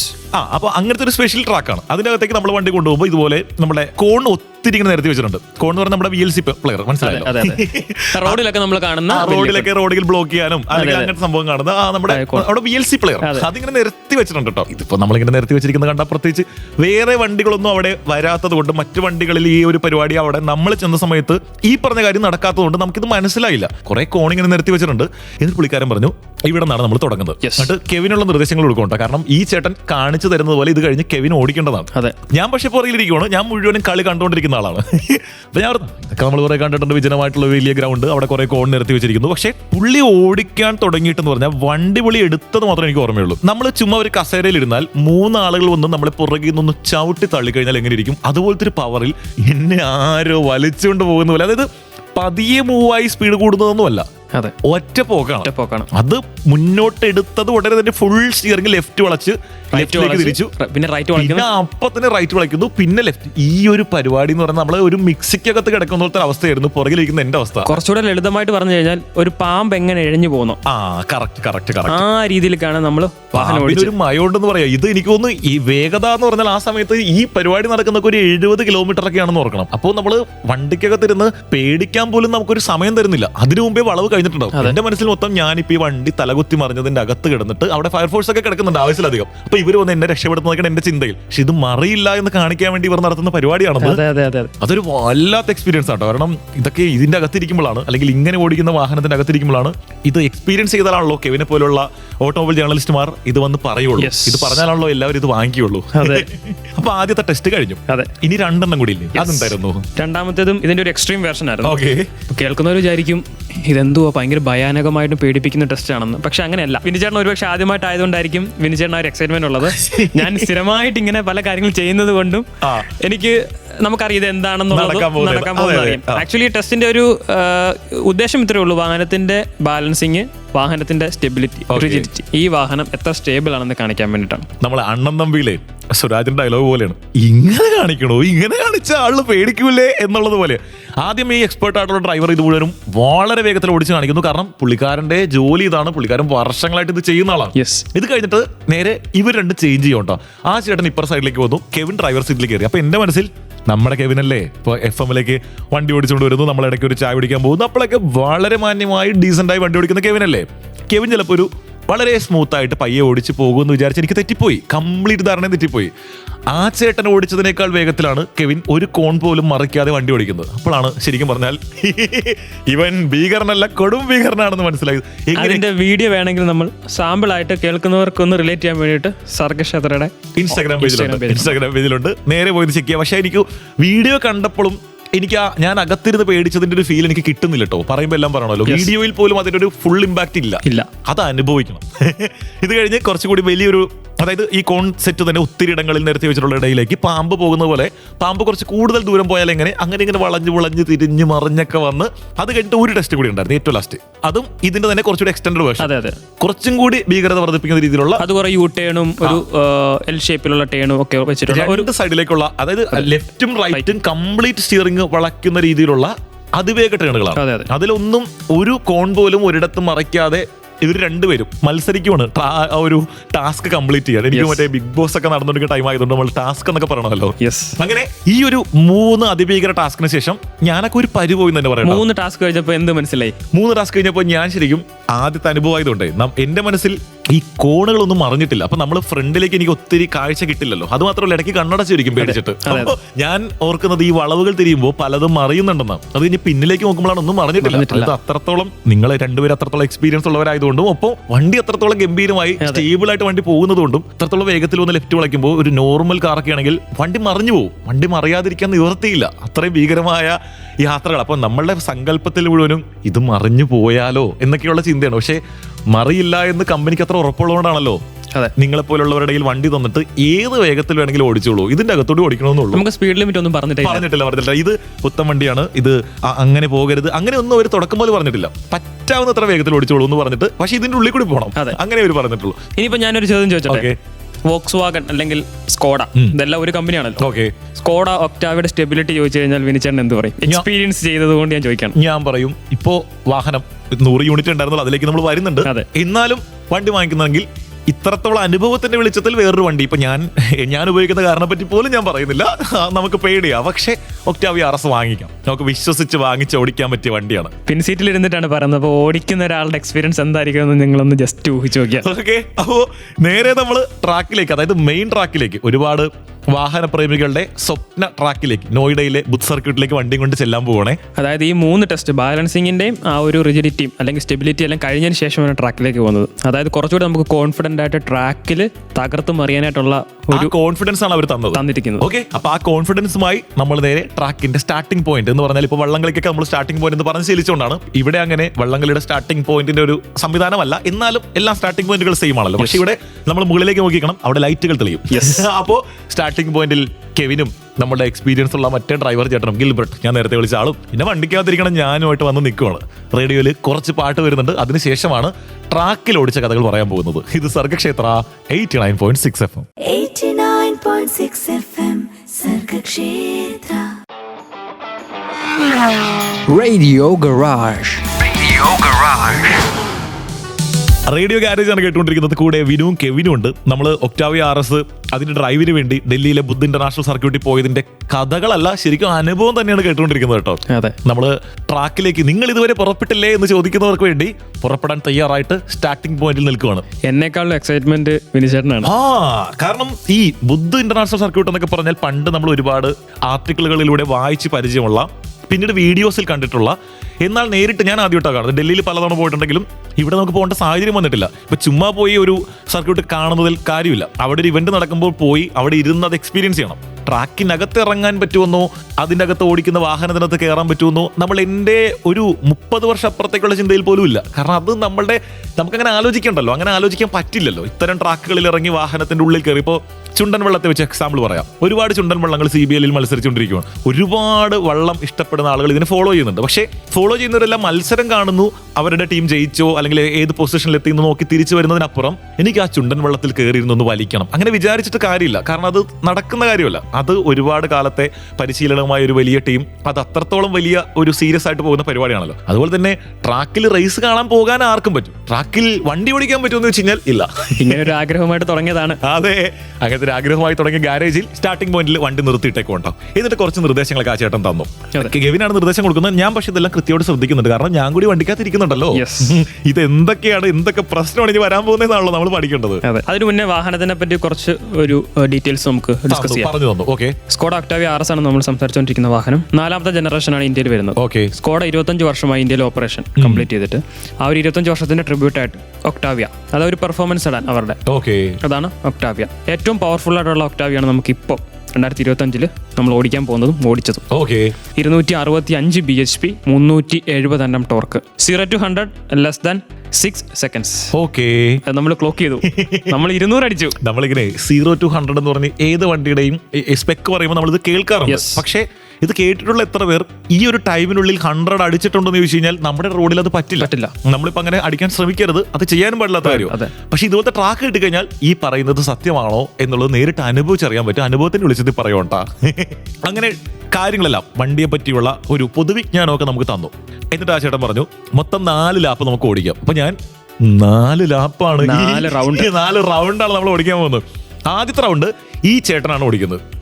എങ്ങനെ ഈ ട്രാക്കിലൂടെ വണ്ടി ഓടിക്കാം, ഏത് വേഗത്തിൽ എങ്ങനെ ഓടിക്കാം എന്നുള്ളത് കൃത്യമായിട്ട് കാണിച്ചു തരാൻ വേണ്ടിയുള്ള ഒരു റൗണ്ടാണ് ആദ്യം നടക്കുന്നത്. ബിക്കോസ് ട്രാക്കാണ്, പല കോർണേഴ്സ് വരാം. ആ കോർണേഴ്സിൽ എങ്ങനെ ബ്രേക്ക് ചെയ്യണം, എങ്ങനെ വാഹനം മാനേജ് ചെയ്യണമെന്ന് നമുക്കൊരു ഇൻട്രൊഡക്ഷൻ പുള്ളി തരികയാണ്. അതായിരുന്നു ആദ്യത്തെ റൗണ്ട്. അത് ഓടിച്ച് കാണിച്ചു തരുമ്പോൾ തന്നെ നമ്മൾ ഈ അത്യാവശ്യം നല്ല പേടിയിൽ തന്നെ, ആദ്യം കുറച്ച് പേടി മനസ്സിൽ കിടക്കുന്നുണ്ട്, അതിനേക്കാൾ പേടിയിൽ ഇരിക്കുകയാണ്. പിന്നെ നമ്മൾ ഈ ട്രാക്കിലൂടെ വണ്ടി ഇതിനു മുൻപ് ഓടുന്നത് അവിടെ വെച്ച് കണ്ടിട്ടുണ്ട്. ആ വണ്ടി ഓടുന്നത് കണ്ടിട്ടുള്ളത് പറഞ്ഞാൽ നമുക്കൊരു നോർമൽ ഷട്ടർ സ്പീഡിലൊന്നും വീട് പിടിക്കാൻ പറ്റില്ല. വണ്ടി അതിനു മുമ്പ് മൂവ് ആയിട്ടുണ്ടാവും. നമ്മളെ കൊണ്ട് വണ്ടി ഓടിക്കുന്ന ചേട്ടൻ ഓടിക്കുന്നല്ല, പറക്കുമായിരുന്നു എന്നാണ് പറയാൻ പറ്റുന്നത്. വണ്ടി ഓടിച്ച് ഒരു റൗണ്ട് ഈ ട്രാക്ക് മൊത്തം കംപ്ലീറ്റ് ചെയ്തിട്ട് സ്റ്റാർട്ടിംഗ് പോയിന്റിൽ വീണ്ടും എത്തി. നേരെ ഇവരെ തമ്മിൽ ചേഞ്ച് ചെയ്യണം. പിന്നെ കെവിൻ നേരെ കയറിയിരിക്കുകയാണ്. ഇനിയത്തെ കഥകൾ കെവിനാണ് പറയുന്നത്. കാരണം ഇത് അനുഭവിച്ചയാൾ പറയുമ്പോൾ അതിനകത്തൊരു ഫീൽ വേറെയാണല്ലോ.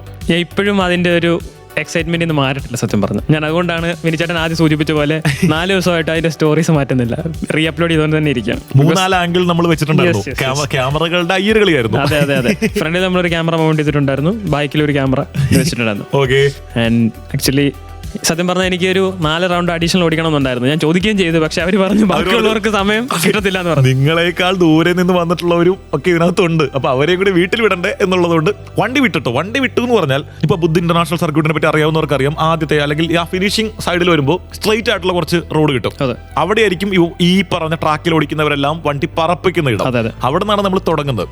കെവിൻ തുടങ്ങിയപ്പോൾ തന്നെ ഞാൻ സ്പീഡോമീറ്റർ നോക്കിയിരിക്കുമ്പോൾ ഒരു 150-ലേക്കാണ് ആദ്യം തന്നെ വണ്ടി കയറുന്നത്. നമ്മൾ കോർണർ ചെയ്തത് പോലും 80-90 ഇതിലേക്ക്. നമ്മളിപ്പോ പുറകിലിരിക്കുന്ന ഞാൻ ഇങ്ങേറ്റത്ത് അങ്ങേറ്റത്തേക്ക് പോകാതിരിക്കാൻ വേണ്ടി ഹാൻഡിലൊക്കെ ബലമായിട്ടൊക്കെ പിടിച്ചാണ്ടിരിക്കുന്നത്. പക്ഷേ അത്ര കോർണർ ആണെങ്കിലും അത്ര വലിയ കുലുക്കങ്ങളൊന്നും വാഹനത്തിനകത്തൊക്കെ വരുന്നില്ല. കാരണം ഇത് സഡാനാണ്.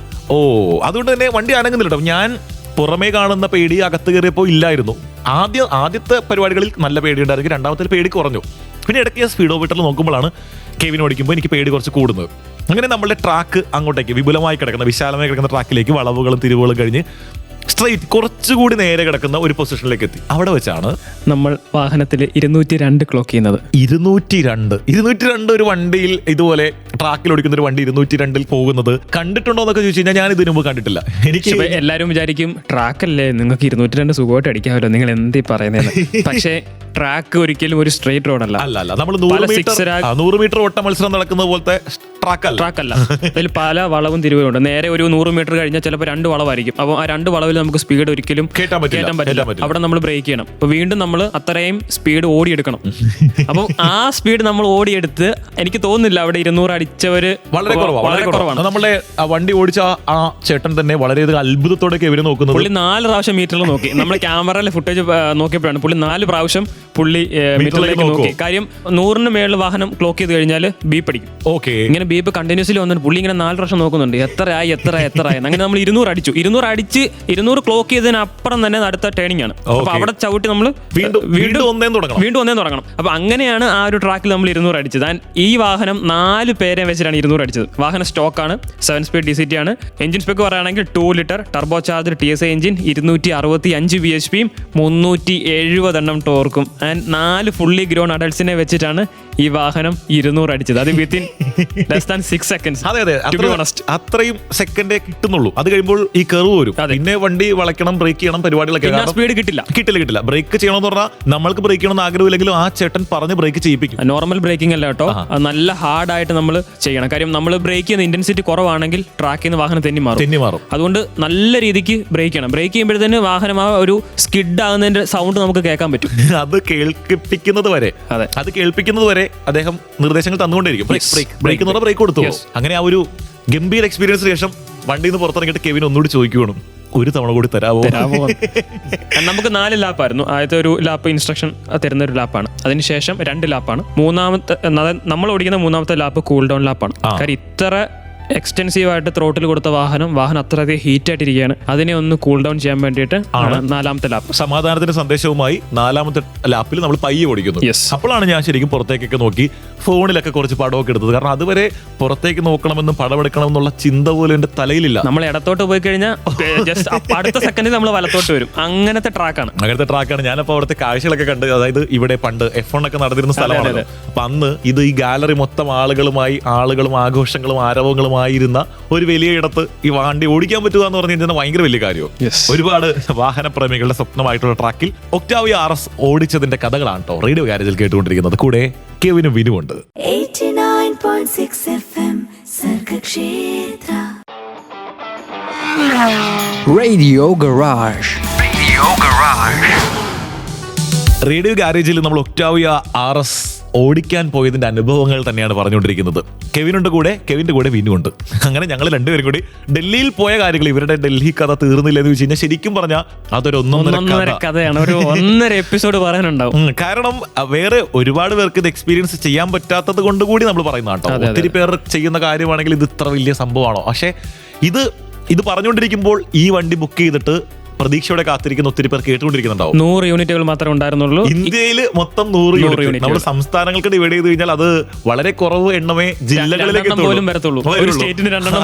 അപ്പൊ ആ വരുന്നതിൽ കോട്ടയത്ത് വണ്ടി എത്തുമോ എന്നൊക്കെ നമ്മൾ ആദ്യഘട്ടത്തിൽ ആലോചിച്ചിരുന്നതാണ്. അപ്പോഴേ കെവിൻ, എന്റെ ബലമായ സംശയവും ഇപ്പോഴും എന്റെ മനസ്സിൽ നിന്ന് മാറാത്തൊരു സംശയം എന്ന് പറഞ്ഞാൽ, നമ്മൾ കല്യാണമൊക്കെ നടത്തി കഴിഞ്ഞിട്ട് കല്യാണക്കുറി ആർക്കെങ്കിലും കൊടുക്കുമോ? വെഡിങ് ഇൻവിറ്റേഷൻ അങ്ങനെ കൊടുക്കാറില്ല. പക്ഷേ ഈ അവസരത്തിൽ മനസ്സിലായിട്ടുണ്ട്. ഈ ഒരു അവസരത്തിൽ അവർ അങ്ങനെ ചെയ്തു എന്ന് വേണം പറയാൻ. അതായത് വിനിച്ചേട്ടൻ ഉദ്ദേശിച്ച് ഇത്രേ ഉള്ളൂ, 100 യൂണിറ്റുകൾ ഇന്ത്യയിലേക്ക് കൊണ്ടുവന്നു. അരമണിക്കൂറിനുള്ളിൽ 100 യൂണിറ്റുകളും വിറ്റ് തീർന്നു. ബുക്ക് ചെയ്ത് തീർന്നു. 50 ലക്ഷം സോൾഡ് ഔട്ട് ആയി. എക്സ്ഷോറൂം 50 ലക്ഷം, അത് പുറത്തിറങ്ങുമ്പോൾ 60 രൂപയെങ്കിലും ആവും. അത് സോൾഡ് ഔട്ട് ആയി അരമണിക്കൂറുണ്ട്. ആ അരമണിക്കൂറിന് ശേഷം ഒരാഴ്ച കഴിഞ്ഞിട്ട് ഒരു ഡ്രൈവ് സംഘടിപ്പിക്കുന്നു. എന്തായിരിക്കും ഇതിന്റെ ഉദ്ദേശം? ആക്ച്വലി അങ്ങനെ പറയുകയാണെങ്കിൽ ഒക്ടാവിയയുടെ ഫസ്റ്റ് ജനറേഷൻ തൊട്ട് നമുക്കൊരു 3ാമത്തെ ജനറേഷനാണ് നമുക്ക് ലാസ്റ്റ് കിട്ടിയത്. ശരി, ഇത് 4ാമത്തെ ജനറേഷനാണ്. 3ാമത്തെ ജനറേഷൻ വന്നപ്പോൾ അവർ ഡിസ്കണ്ടിന്യൂ ചെയ്തു. ഇന്ത്യയിലേക്കുള്ള പരിപാടി നിർത്തി. ടാറ്റ ബൈ ബൈ പറഞ്ഞു പോയി. കാരണം വേറൊന്നുമല്ല, അതിന് മാത്രമുള്ള ഒരു വോള്യൂമോ ഒരു കസ്റ്റമർ ബേസോ ഉണ്ടായിരുന്നില്ല. സെലക്ടഡ് കസ്റ്റമേഴ്സ് ആയിരുന്നു. അതുകൊണ്ടാണ് ഇപ്പോഴും 100 യൂണിറ്റുകൾ മാത്രം ഇറക്കിയിരിക്കുന്നത്. പക്ഷേ അന്ന് ഇന്ത്യയിലെ ആൾക്കാരുടെ ബൈയിങ് പവർ കുറവായിരുന്നു കമ്പയറിംഗ് ടു ഇപ്പം കറണ്ട് സിനാരിയോ നോക്കുന്ന സമയത്ത്. ഇന്നിപ്പോൾ ആൾക്കാരുടെ ബൈയിങ് കപ്പാസിറ്റി കൂടുതലാണ്. പഴയ പോലെ അല്ല, ആൾക്കാർക്ക് കുറച്ചുകൂടെ പൈസ ഉണ്ട്. അതെ, വാഹനങ്ങൾ മേടിക്കും തുടങ്ങി. അപ്പൊ അങ്ങനെ ഒരു ഷിഫ്റ്റിലേക്ക് വന്നു. അപ്പം ഈ 100 യൂണിറ്റുകൾ എന്തുകൊണ്ട് കൊണ്ടുവന്നു എന്ന് പറഞ്ഞു കഴിഞ്ഞാൽ, 100 യൂണിറ്റുകൾ വന്ന് അതിന്റെ ബുക്കിംഗ് തീർന്നു, അതിനുശേഷം ഈ ഡ്രൈവ് നടത്തുന്നു എന്നുള്ള ചോദ്യം ചോദിക്കുകയാണെങ്കിൽ അതിനുള്ള ഉത്തരം ഇതാണ്: ഇനിയും അടുത്ത 100-200 യൂണിറ്റുകൾ വരാനായിട്ടുള്ള സാധ്യതയുണ്ട്. ഉറപ്പായിട്ടുണ്ടാവും. അല്ലെങ്കിൽ പിന്നെ ഈ പറയുന്ന പോലെ കല്യാണം കഴിഞ്ഞിട്ട് കുറിയടിക്കേണ്ട കൊടുക്കേണ്ട ആവശ്യമില്ല.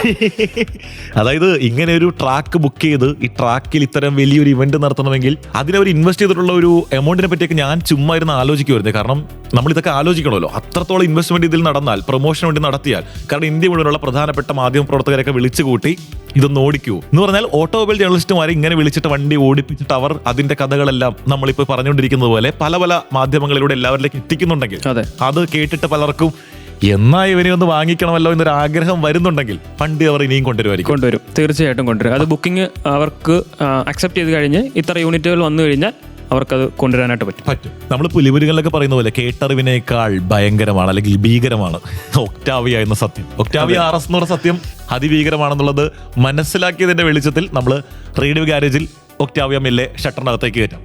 കാരണം വണ്ടികൾ ഇനിയും കിടക്കുന്നുണ്ട്. അപ്പൊ എന്തായാലും നമ്മൾ നേരത്തെ പറഞ്ഞത് വീണ്ടും ആവർത്തിക്കുവാണ്, കോട്ടയത്ത് വണ്ടി ഉറപ്പായിട്ടും വരും. ഇന്ത്യയിൽ വണ്ടി ഇതുപോലെ വളരെയധികം ലിമിറ്റഡ് നമ്പർ ഇറങ്ങിയിട്ടുണ്ടെങ്കിൽ അത് കേരളത്തിലേക്ക് വരുന്നുണ്ടെങ്കിൽ അതിൽ ഒരെണ്ണമെങ്കിലും കോട്ടയത്തേക്ക് എത്തും എന്ന് തന്നെയാണ്. അത് ബുക്ക് ചെയ്തിട്ടുള്ള ഒരാൾ ഇപ്പൊ കേട്ടുകൊണ്ടിരിക്കുന്നുണ്ടാകും. കുറച്ച് നാൾക്ക് ശേഷം വണ്ടി നമ്മൾ FM-ന്റെ മുന്നിലെത്തും. നമ്മൾ കൊണ്ടുവരും. അതെ, കൊണ്ടുവരും. റേഡിയോയിൽ പാട്ട് വരുന്നുണ്ട്. പാട്ടുകൾക്ക് ശേഷമാണ് ഇനി എന്ത് ഗാരേജിൽ ഇനി എന്ത് സംഭവിക്കാൻ പോകുന്നു എന്നുള്ളത് പറയാൻ പോകുന്നത്, അല്ലേ കെവിൻ? കേട്ടുകൊണ്ട് തന്നെ ഇരുന്നോളൂ. സർഗക്ഷേത്ര 89.6 FM റേഡിയോ ഗാരേജ് ആണ്. കെവിനും വിനുവാണ്. 89.6 FM സർഗക്ഷേത്ര Radio Garage.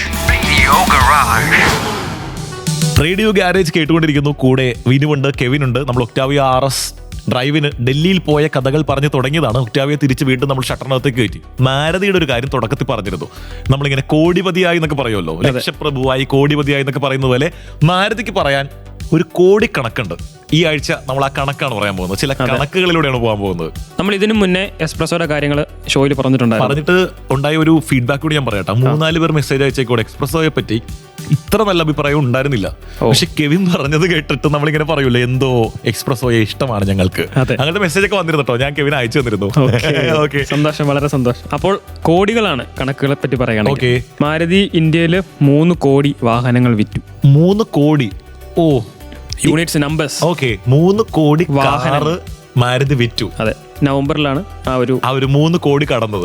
അത് കൊള്ളാം. അത് വല്ലാത്തൊരു നമ്പറാണ്. അത് വലിയ അഭിമാനമാണ്, സന്തോഷമാണ്. അതെ, ഒരു മാനുഫാക്ചറിനെ സംബന്ധിച്ച് 3 കോടി വാഹനങ്ങൾ ഇന്ത്യയിൽ വാങ്ങിക്കുക, 3 കോടി കസ്റ്റമേഴ്സ്, ഹാപ്പി കസ്റ്റമേഴ്സ്, 3 കോടി കുടുംബങ്ങൾക്ക് സഞ്ചരിക്കാനുള്ള അവരുടെ ഡ്രീമിനെ സാറ്റിസ്ഫൈ ചെയ്യാന്ന് പറഞ്ഞു കഴിഞ്ഞാൽ വലിയ കാര്യമാണ്.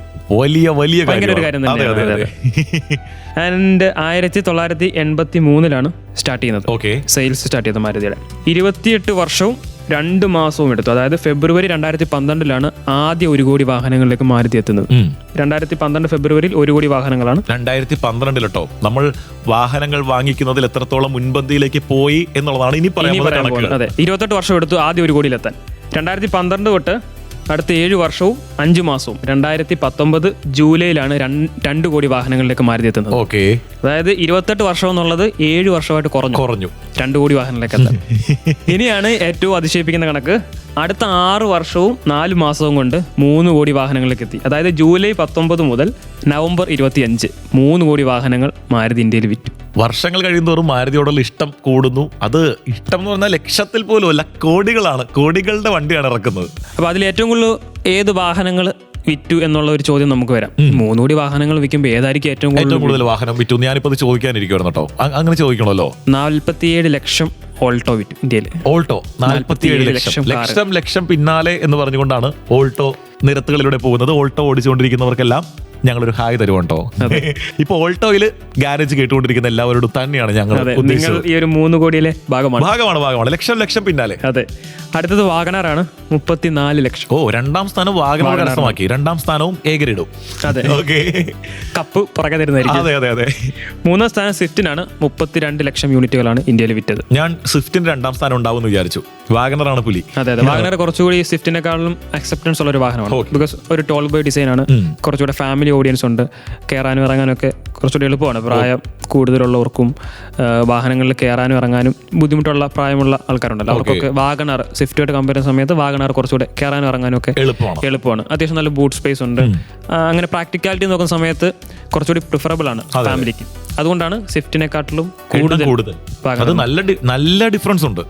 2 ലക്ഷം 2 ലക്ഷം 2 ലക്ഷം യൂണിറ്റുകളുടെ ഡിഫറൻസ് ആണുള്ളത്. ആൻഡ് ഈ സ്വിഫ്റ്റ് ഇപ്പം 2024 ലേറ്റസ്റ്റ് സ്വിഫ്റ്റ് ഇറങ്ങിയത്. അത് 3 സിലിണ്ടർ ആക്കി അവർ ഒരു ചെറിയ അപ്ഡേറ്റ് കൊണ്ടുവന്നാണ്. പക്ഷേ വാഹനത്തിന് വിചാരിച്ച ആ ഒരു പെർഫോമൻസ് ഒന്നും ഇല്ല. അതുകൊണ്ട് തന്നെ ആയിരിക്കാം സ്വിഫ്റ്റിന്റെ ആ ഒരു സെയിൽ ഒന്ന് ചെറുതായിട്ട് കുറഞ്ഞിട്ടുണ്ട്. നമ്മൾ പുതിയ സ്വിഫ്റ്റുകൾ ഇപ്പോൾ പുറത്തുകൂടി പോകുന്ന എല്ലാവരും വാഹനം ഇഷ്ടപ്പെടുന്നവരെങ്ങനെ പുറത്തുകൂടി പോകുമ്പോൾ മറ്റു വണ്ടികൾ നോക്കുമല്ലോ. അങ്ങനെ നോക്കുമ്പോൾ ഏറ്റവും പുതിയ ലേറ്റസ്റ്റ് വേർഷൻ സ്വിഫ്റ്റ് എത്ര എണ്ണം ഒരു ദിവസം കാണാറുണ്ടെന്ന് വെച്ച് കഴിഞ്ഞാൽ അതിന് മുന്നത്തെ മോഡൽ കാണുന്നത്രയും കാണുന്നില്ല.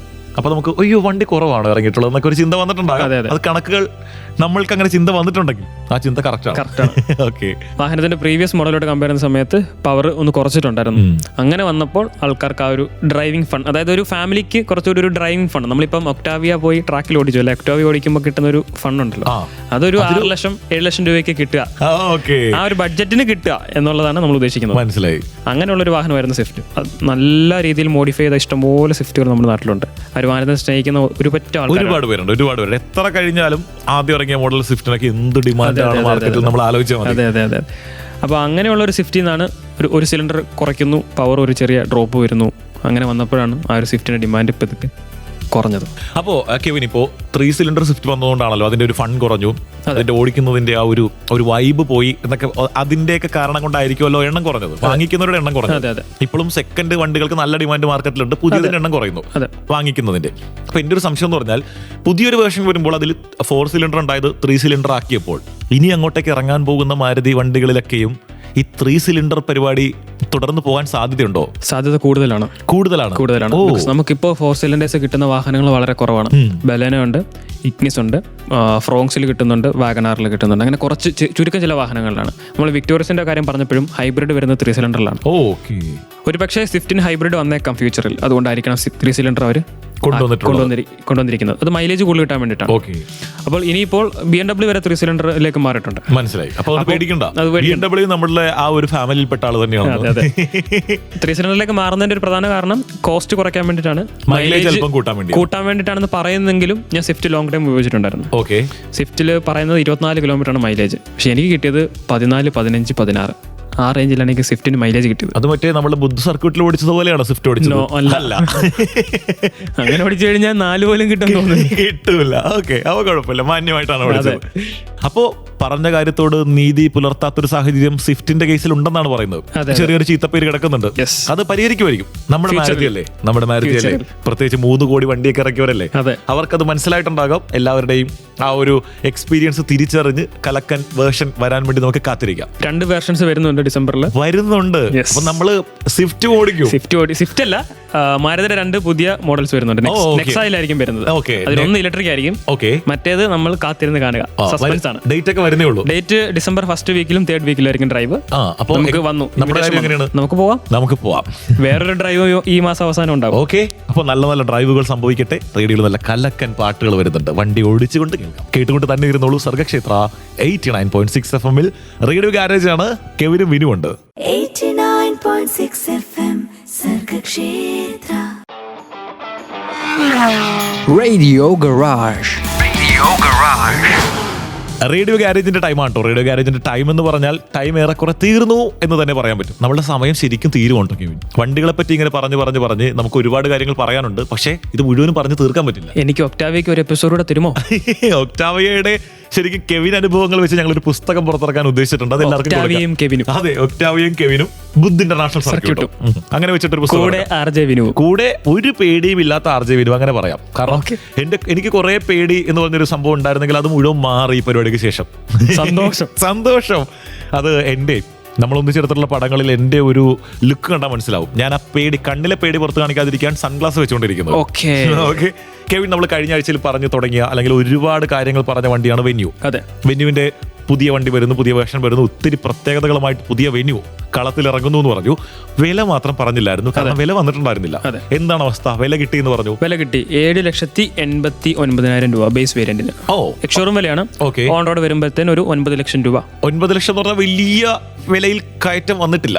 വലിയ വിലക്കയറ്റം ഇല്ല. അപ്പൊ എന്തായാലും വെന്യൂവിന് വേണ്ടി വെയിറ്റ് ചെയ്തിരുന്നവരെ വില കൊണ്ട് പേടിപ്പിച്ചിട്ടില്ല വെന്യൂ. വാങ്ങിക്കാനും ബുക്കിംഗും പരിപാടികളൊക്കെ സന്തോഷത്തോടെ നടത്താം. അതെ, അതുകൊണ്ട് ബേസ് വേരിയന്റിൽ കുറച്ചധികം ഫീച്ചേഴ്സ് ആഡ് ഓൺ ചെയ്തിട്ടുണ്ട്. നോർമലി കിട്ടുന്ന ഒരു ബേസ് വേരിയന്റ് പോലെ അല്ല. ബേസ് വേരിയന്റ് എടുക്കുന്നവർക്കും അവർക്കൊരു ഫീൽ ഗുഡ് ഫാക്ടർ ഉണ്ടാവും ആ ഒരു വാഹനത്തിൽ. അങ്ങനെ ഇതൊരു ഏറ്റവും ചെറിയ മോഡലായി പോയല്ലോ എന്നുള്ളൊരു വിഷമമൊന്നും ഉണ്ടായില്ല. അങ്ങനെ ഉണ്ടാക്കാതെ ഉള്ള പരിപാടികൾ ചെയ്തിട്ടുണ്ട് ഉണ്ടായി. അതെ അതെ. അപ്പൊ എന്തായാലും വെന്യൂ നമ്മളെ സന്തോഷിപ്പിച്ചുകൊണ്ടേയിരിക്കുന്നു. അതോടൊപ്പം ഈ സന്തോഷത്തിന്റെ കാര്യം പറഞ്ഞ പുറത്താണ് നമ്മൾ ഈ അടുത്ത കാലത്ത് നമ്മളെയൊക്കെ വളരെയധികം സന്തോഷിപ്പിച്ച, നമ്മളെന്ന് പറഞ്ഞാൽ മലയാളികൾ മാത്രമല്ല ഇന്ത്യക്കാരായിട്ടുള്ള എല്ലാവരും ഒരുപോലെ സന്തോഷിച്ച ഒരു ആവേശ ദിവസം ഉണ്ടായിരുന്നു. നമ്മൾ വേൾഡ് കപ്പ്, അതിന്റെ അപ്പുറത്തേക്ക് ഒന്നുമില്ല. World cup, women's world cup നമ്മളങ്ങോട്ട് അവസാന ഓവർ വരെ വെയിറ്റ് ചെയ്തിട്ട് കപ്പ് കിട്ടിയപ്പോൾ ഉണ്ടായ ഒരു സന്തോഷം ഉണ്ടല്ലോ, അതൊരു വൈബാണ്. അല്ലെങ്കിൽ ആ ഒരു സന്തോഷ ദിവസമൊന്നും ക്രിക്കറ്റ് ആരാധകരുടെ മനസ്സിൽ നിന്നും മായില്ല. ഈ വണ്ടിയുടെ പരിപാടിയുടെ ഇടയിൽ എന്തിനാണ് വിനു ക്രിക്കറ്റൊക്കെ കൊണ്ടുവരുന്നതെന്ന് വെച്ച് കഴിഞ്ഞാൽ കാര്യമുണ്ട്. ഇവരെല്ലാവരും കപ്പടിച്ച് തിരിച്ചു വന്നപ്പോൾ പലയിടങ്ങളിൽ നിന്ന് പല പല സമ്മാനങ്ങൾ ഇവർക്ക് കിട്ടി. എനിക്ക് തോന്നുന്നു ഈ ഒരു വേൾഡ് കപ്പിന് വിന്നർ ആവുമ്പോൾ കിട്ടുന്ന പ്രൈസ് മണിയേക്കാൾ കൂടുതൽ തുക ഇന്ത്യയിൽ നിന്ന് അവർക്ക് കിട്ടിയിട്ടുണ്ട് പലയിടങ്ങളിൽ നിന്നായിട്ട്. അതിൽ നമ്മൾ ശ്രദ്ധിച്ച കാര്യം, അതായത് ഗാരേജ് നടത്തിപ്പുകാർ എന്ന നിലയ്ക്ക് വിനുവും കെവിനും ഒരു കാര്യം ശ്രദ്ധിച്ചിട്ടുണ്ട്. ടാറ്റ ഇവരെ സന്തോഷിപ്പിക്കുമെന്ന് പറഞ്ഞിട്ടുണ്ട്. എല്ലാവർക്കും ഓരോ സിയാറ, എല്ലാവർക്കും ടീമിന് എല്ലാവർക്കും ഓരോ സിയാറ കൊടുക്കാൻ ടാറ്റ തീരുമാനിച്ചു. നമ്മൾ സിയാറയുടെ ലോഞ്ചിനെ പറ്റി അല്ലെങ്കിൽ വരാൻ പോകുന്ന സിയാറയെ പറ്റിയൊക്കെ കുറച്ച് നാൾ മുൻപ് 2 എപ്പിസോഡ് മുമ്പ് പറഞ്ഞോളൂ. ടാറ്റ അത് കേട്ടു. ടാറ്റ പിള്ളേർക്ക് മൊത്തം കൊടുക്കുകയാണ്. ഇപ്പോൾ സിയാറ വരുന്നു. അതിന്റെ ഒരു മാർക്കറ്റിംഗിന്റെ ഭാഗമായിട്ടൊക്കെ നമുക്കത് അങ്ങനെ വിചാരിക്കാം. അതൊരു മഹീന്ദ്ര ടാറ്റ എന്ന് പറയുന്നതും ഒരു ദേശസ്നേഹം എപ്പോഴും ഷോക്കേസ് ചെയ്യുന്ന ഒരു ബ്രാൻഡാണ്. നമുക്ക് ഗുരുവായൂർ അമ്പലത്തിനൊക്കെ മഹീന്ദ്ര വാഹനങ്ങൾ കൊടുക്കാറുണ്ട്, സംഭാവനയായിട്ട് കൊടുക്കാറുണ്ട്. പിന്നെ അതുപോലെ നമ്മൾ പ്രളയം വന്നപ്പോ മഹീന്ദ്ര ആ ഒരു, അതായത് ഒരു എല്ലാവരും ഓർക്കുന്ന ഒരു ചിത്രമാണ്. ഇതുപോലെ ഒരു വെള്ളക്കെട്ടിൽ നിന്ന് വള്ളത്തിലേക്ക് കയറാൻ വേണ്ടി ആള് തന്നെ ഒരു പാലമായി മാറി അദ്ദേഹത്തിന്റെ ഷോൾഡറിൽ അല്ലെങ്കിൽ പുറത്ത് ചവിട്ടി കയറിയതിന്റെ പടം വൈറലായപ്പോൾ അദ്ദേഹത്തിന് മഹീന്ദ്ര ഒരു വണ്ടി കൊടുത്തു. അങ്ങനെയുള്ള പല കാര്യങ്ങൾ ഒരു ഇന്ത്യൻ ബ്രാൻഡ് എന്നുള്ള നിലയിൽ ഇന്ത്യയുടെ ടീം ആ ഒരു കപ്പടിക്കുമ്പോൾ അത് ടാറ്റ മഹീന്ദ്ര ചെയ്യേണ്ട ഒരു കാര്യം തന്നെയാണ്, അവരുടെ കടമ തന്നെയാണ്. അതിന്റെ ഒരു ഭാഗമായിട്ട് ചെയ്തിരിക്കുന്നതാണ് സിയാറ കൊടുത്തിരിക്കുന്നത്. ഇതിനു മുന്നേ നമ്മൾ കണ്ടിട്ടുണ്ട് പല ബ്രാൻഡ്സും, ഇപ്പം ഒളിമ്പിക്സിലൊക്കെ നമുക്ക് കാണാനായിട്ട് കഴിഞ്ഞിട്ടുണ്ട്. ആനന്ദ് മഹീന്ദ്ര താറൊക്കെ ഗിഫ്റ്റായിട്ട് കൊടുത്തിട്ടുണ്ട്. അതെ, അപ്പോൾ അത് സ്ഥിരമായിട്ട് ഇന്ത്യൻ ബ്രാൻഡ്സ് ചെയ്യുന്ന ഒരു കാര്യമാണ്. സിയാറ കൊടുത്തിരിക്കുന്ന സിയാറ പുതിയ വാഹനമാണ്. ഈ നവംബർ ലാസ്റ്റ് വീക്കിലേക്ക് ഒരു 25-28 ഒക്കെ ആകുമ്പോഴത്തേന് വാഹനത്തിന്റെ ലോഞ്ച് വരുവാണ്. അപ്പൊ അതിന് മുന്നോടിയായിട്ട് ഒരു ന്യൂസിലൊക്കെ മീഡിയസിലൊക്കെ നിറഞ്ഞു നിൽക്കാൻ വേണ്ടിയായിട്ടൂടെ നമുക്ക് ഇതിനെ കണക്കാക്കാം. അതെ, ഇതിനേക്കാൾ വലിയൊരു പ്രൊമോഷൻ വണ്ടിക്ക് വേറെ ഒന്നും ചെയ്താൽ കിട്ടില്ല. ഇപ്പോ ഞാൻ മറ്റൊരു ആംഗിൾ പറയാം. ഇപ്പൊ ഇതിനകത്ത് ടീമിലുള്ള ഓരോരുത്തരും എടുത്തു നോക്കിക്കഴിഞ്ഞാൽ ഇവരെല്ലാം നേരത്തെ തന്നെ പല ലീഗ് മത്സരങ്ങളിലൂടെയും പോപ്പുലർ ആയിട്ടുള്ള ടീംസാണ്. ഇവരെല്ലാവരും പരസ്യങ്ങളിൽ അഭിനയിക്കുന്നവരാണ്. ഇവർ വാങ്ങിക്കുന്ന എമൗണ്ട് കേട്ട് കഴിഞ്ഞാൽ, അതായത് ഞെട്ടിക്കുന്ന പേയ്മെന്റ് വാങ്ങിച്ച് പരസ്യം ചെയ്യുന്നവരാണ്. നമുക്കിപ്പോൾ കേരളത്തിലേക്ക് ഈ ക്രിക്കറ്റിന്റെ ഒരു വുമൻസ് വേർഷൻ അത്രത്തോളം പോപ്പുലർ അല്ലാത്തതുകൊണ്ട്, ഫെമിലിയർ അല്ലാത്തതുകൊണ്ടാണ്. പക്ഷെ നമ്മുടെ ഇടുക്കി എന്നുള്ള വയനാട് എന്നുള്ള പെൺകുട്ടി പോയിട്ടുണ്ടായി. മിന്നുമണി നമ്മളുടെ താരം തന്നെയാണെങ്കിലും നോർത്തിലേക്കൊക്കെ പോയി കഴിഞ്ഞാൽ ക്രിക്കറ്റേ ഉള്ളൂ. അവിടെ ആൺകുട്ടികൾ പെൺകുട്ടികൾ അങ്ങനെയൊന്നുമില്ല. ആര് കളിച്ചാലും ക്രിക്കറ്റാണ്. അത് കാണാനും കണ്ട് തീർക്കുവോളം ആവേശത്തോടെ ഇരിക്കാൻ ഒരുപാട് പേരുണ്ട്. അതുകൊണ്ട് തന്നെ അവരെല്ലാം താരമാണ്, അല്ലെങ്കിൽ വൻ സെലിബ്രിറ്റി ഇമേജ് ഉള്ളവരാണ്. അവരെ വെച്ച് ടാറ്റ ഒരു പരസ്യമാണ് ചെയ്തിരുന്നെങ്കിൽ ടാറ്റയ്ക്ക് എന്തൊരു ചെലവ് വരുമായിരുന്നു. പരസ്യം പറഞ്ഞപ്പോഴാണ് ഇന്ത്യ സൗത്ത് ആഫ്രിക്ക ആയിരുന്നല്ലോ ഫൈനല്. അതെ, സിയാറയുടെ ഷൂട്ട് നടന്നത് സൗത്ത് ആഫ്രിക്ക വെച്ച്. കണക്ഷനോട് കണക്ഷൻ. അപ്പൊ അങ്ങനെ നമ്മള് ആ ഒരു ടാറ്റ ചെയ്ത വലിയ കാര്യത്തെ പറ്റി ആലോചിക്കുവാണ്. അത് വളരെ മാതൃകാപരമായിട്ടുള്ള കാര്യം തന്നെയാണ്. അതിന്റെ ഇടയിൽ നമ്മൾ ഇങ്ങനെ ഒന്ന് മറ്റൊരു ആംഗിൾ ആലോചിച്ചതേ ഉള്ളൂ. ഇതിപ്പോ അവര് ആ വണ്ടി വാങ്ങിക്കുന്നു, അത് മുതൽ എല്ലാ മാധ്യമങ്ങളിലും, ഇന്ത്യയിലുള്ള എല്ലാ മാധ്യമങ്ങളും, ഇന്ത്യക്ക് പുറത്തുള്ള നോർമലി നമ്മൾ ഈ സിയാറയൊക്കെ അപ്ഡേറ്റ് ചെയ്യുന്നത് നമ്മുടെ ഓട്ടോമൊബൈൽ ആ ഒരു ഇൻഡസ്ട്രിയിലാണ് നോർമലി നമ്മൾ അപ്ഡേറ്റ് ചെയ്യുന്നത്. പക്ഷേ ഈ ഒരു ന്യൂസ് വന്നപ്പോൾ എല്ലാവരും ഇന്ത്യക്ക് പുറത്തുള്ളവരും അല്ലെങ്കിൽ സൗത്ത് ആഫ്രിക്കയിലുള്ളവരും അല്ലെങ്കിൽ ക്രിക്കറ്റിനെ ഇഷ്ടപ്പെടുന്ന ലോകമെമ്പാടുള്ള എല്ലാ മനുഷ്യർക്കിടയിലും ഇത് വാർത്തയായി. അത് ഗംഭീര. പക്ഷെ അവരത് അത്രത്തോളം വലിയ കാര്യം ചെയ്തുകൊണ്ടാണ്. തീർച്ചയായിട്ടും കൈയടിക്കേണ്ട ഒരു, ചുമ്മാ വാർത്തയാക്കാൻ വേണ്ടി ചെയ്തതല്ല, അവർ ചെയ്തിട്ട് തന്നെയാണ്. അത് അവർ അർഹിക്കുന്നു. ഗംഭീരമായിട്ടുണ്ട്. ഇത് പറഞ്ഞുകൊണ്ടിരിക്കുമ്പോഴേ സിയാറയുടെ ലോഞ്ച് എപ്പോഴാണ്, എങ്ങനെയാണ്? ഈ മാസം അവസാനമാണ്, നവംബർ അവസാനം. അപ്പോ എങ്ങനെയാണ് കാര്യങ്ങൾ? എങ്ങനെയാണ് ടിക്കറ്റ് ബുക്ക് ചെയ്യുന്നു പോകുന്നു. ഓക്കെ, അതൊക്കെ എവിടെയിൽ നിന്ന് തന്നെ കേൾക്കാൻ വേണ്ടി ഞാൻ വെയിറ്റ് ചെയ്താട്ടോ. സിയാറയാണ് നമ്മൾ ഇനി എത്താൻ പോകുന്ന വണ്ടി. മെസ്സി വരും എന്ന് പറഞ്ഞ് എന്നെ പറ്റിച്ചതുകൊണ്ട് ഈ എല്ലാ ഡ്രൈവിലും നിങ്ങൾക്ക് പണിഷ്മെന്റ് ആയിട്ട് ഒരു ടിക്കറ്റ് എങ്ങെടുത്ത് തരികയാണ്. ഇതിന്റെ കഥ തുടക്കം മുതൽ നമ്മൾ ഫോളോ ചെയ്യാത്തവർക്ക് വേണ്ടിയാണ് വേഗത്തിൽ പറഞ്ഞ് നമ്മൾ മേലെ ഷട്ടർ ഇടും കേട്ടോ. ശരിക്കും അൾട്രാ വയലറ്റ് എന്നൊരു ഡ്രൈവ് എറണാകുളത്ത് നടക്കുന്നുണ്ട് എന്ന് പറഞ്ഞ് എന്റെ ഡേറ്റ് ഒക്കെ ബ്ലോക്ക് ചെയ്തിട്ട് ഞാനൊരു ഞായറാഴ്ച വീട്ടിൽ ഇങ്ങനെ നിൽക്കുവാണ്. കെവിൻ വരും, നമ്മൾ ദുൽഖറിനെ കാണും, അൾട്രാ വയലറ്റ് ഓടിക്കും, ഇങ്ങനെയൊക്കെ പറഞ്ഞിട്ട് മറ്റേ ജ്യോതിയും വന്നില്ല, ഒരു കുന്തവും വന്നില്ലെന്ന് പറഞ്ഞതുപോലെ കെവിന്റെ കോള് രാവിലെ വരുവാണ്. അതായത് കെവിന് എന്തോ ഒരു എമർജൻസി വന്നതുകൊണ്ട് ഈ ഡ്രൈവില് ഇത് മൊത്തത്തിൽ നമ്മളങ്ങോട്ട് പോസ്റ്റ്പോൺ ചെയ്യുവാണ്, മറ്റൊരു ദിവസത്തേക്ക് മാറ്റുവാണത്. അപ്പോൾ എൻ്റെ മനസ്സിൽ കെവിൻ ആദ്യമായിട്ട് ഒരിടത്ത് കൊണ്ടുപോകാമെന്ന് പറഞ്ഞിട്ട് ഒരു ഡ്രൈവ് എക്സ്പീരിയൻസ് ചെയ്യാന്നൊക്കെ പറഞ്ഞു. അത് എൻ്റെ നാട്ടിൽ എറണാകുളത്തൊക്കെ കെവിൻ വരുന്നു, നമ്മളിതുപോലെ ബ്രാൻഡിന്റെ ലോഞ്ചിന്റെ അവിടെ ചെല്ലുന്നു. അങ്ങനത്തെ പല കാര്യങ്ങളുമായിട്ടിരുന്ന എന്നെ നിരാശപ്പെടുത്തിയതിന്റെ പ്രതികാരം ചെയ്യുവാണ് കെവിൻ അല്ലേ? അത് കൊള്ളാം. ഈ മധുര പ്രതികാരം എന്ന് പറഞ്ഞ ഇതൊക്കെ തന്നെയാണ്. അതുകൊണ്ടാണ് ഞാൻ ട്രാക്കിൽ കൊണ്ടുപോയിട്ട് എന്നെ ആ വണ്ടിക്കകത്ത് 200 കിലോമീറ്റർ വേഗത്തിൽ വണ്ടി ഓടിച്ച് പേടിപ്പിച്ചത്. ഇനി മേലെ അത് പറയാൻ പാടില്ല. പറയില്ല. ട്രാക്കിലാണ് കേട്ടോ. അപ്പോ നമ്മള് സിആറുടെ ലോഞ്ചിന് പോവാണ്. അതിന്റെ ഡേറ്റും ബാക്കി കാര്യങ്ങളും കഥകളും ഒക്കെ പുറകെ വരുന്നുണ്ട്. റേഡിയോ ഗാരേജിന്റെ ഷട്ടർ ഞങ്ങൾ രണ്ടാളും ചേർന്ന് എന്ന് പറഞ്ഞാൽ വിനുവും കെവിനും ചേർന്ന് മെല്ലെ താത്തുവാണ് കേട്ടോ. വാഹനങ്ങൾ ഓടിക്കുമ്പോൾ എല്ലാവരും വളരെയധികം ഉത്തരവാദിത്തത്തോടും സേഫ്റ്റിയോടും കൂടി മാത്രം വാഹനങ്ങൾ ഓടിക്കുക. 2 വീലേഴ്സ് ഓടിക്കുമ്പോൾ ഹെൽമറ്റും 4 വീലേഴ്സ് ഓടിക്കുന്ന സമയത്ത് സീറ്റ് ബെൽറ്റും ധരിച്ചുകൊണ്ട് ഉത്തരവാദിത്തത്തോടും വളരെയധികം സേഫ്റ്റിയോടും കൂടി മാത്രം വാഹനങ്ങൾ ഓടിക്കുക. കേട്ടുകൊണ്ട് തന്നെ ഇരുന്നോളൂ. ഇത് സർഗക്ഷേത്ര 89.6 FM. കാതോരം കരുതലായി കാലത്തിനൊപ്പം. 89.6 FM സർഗക്ഷേത്ര.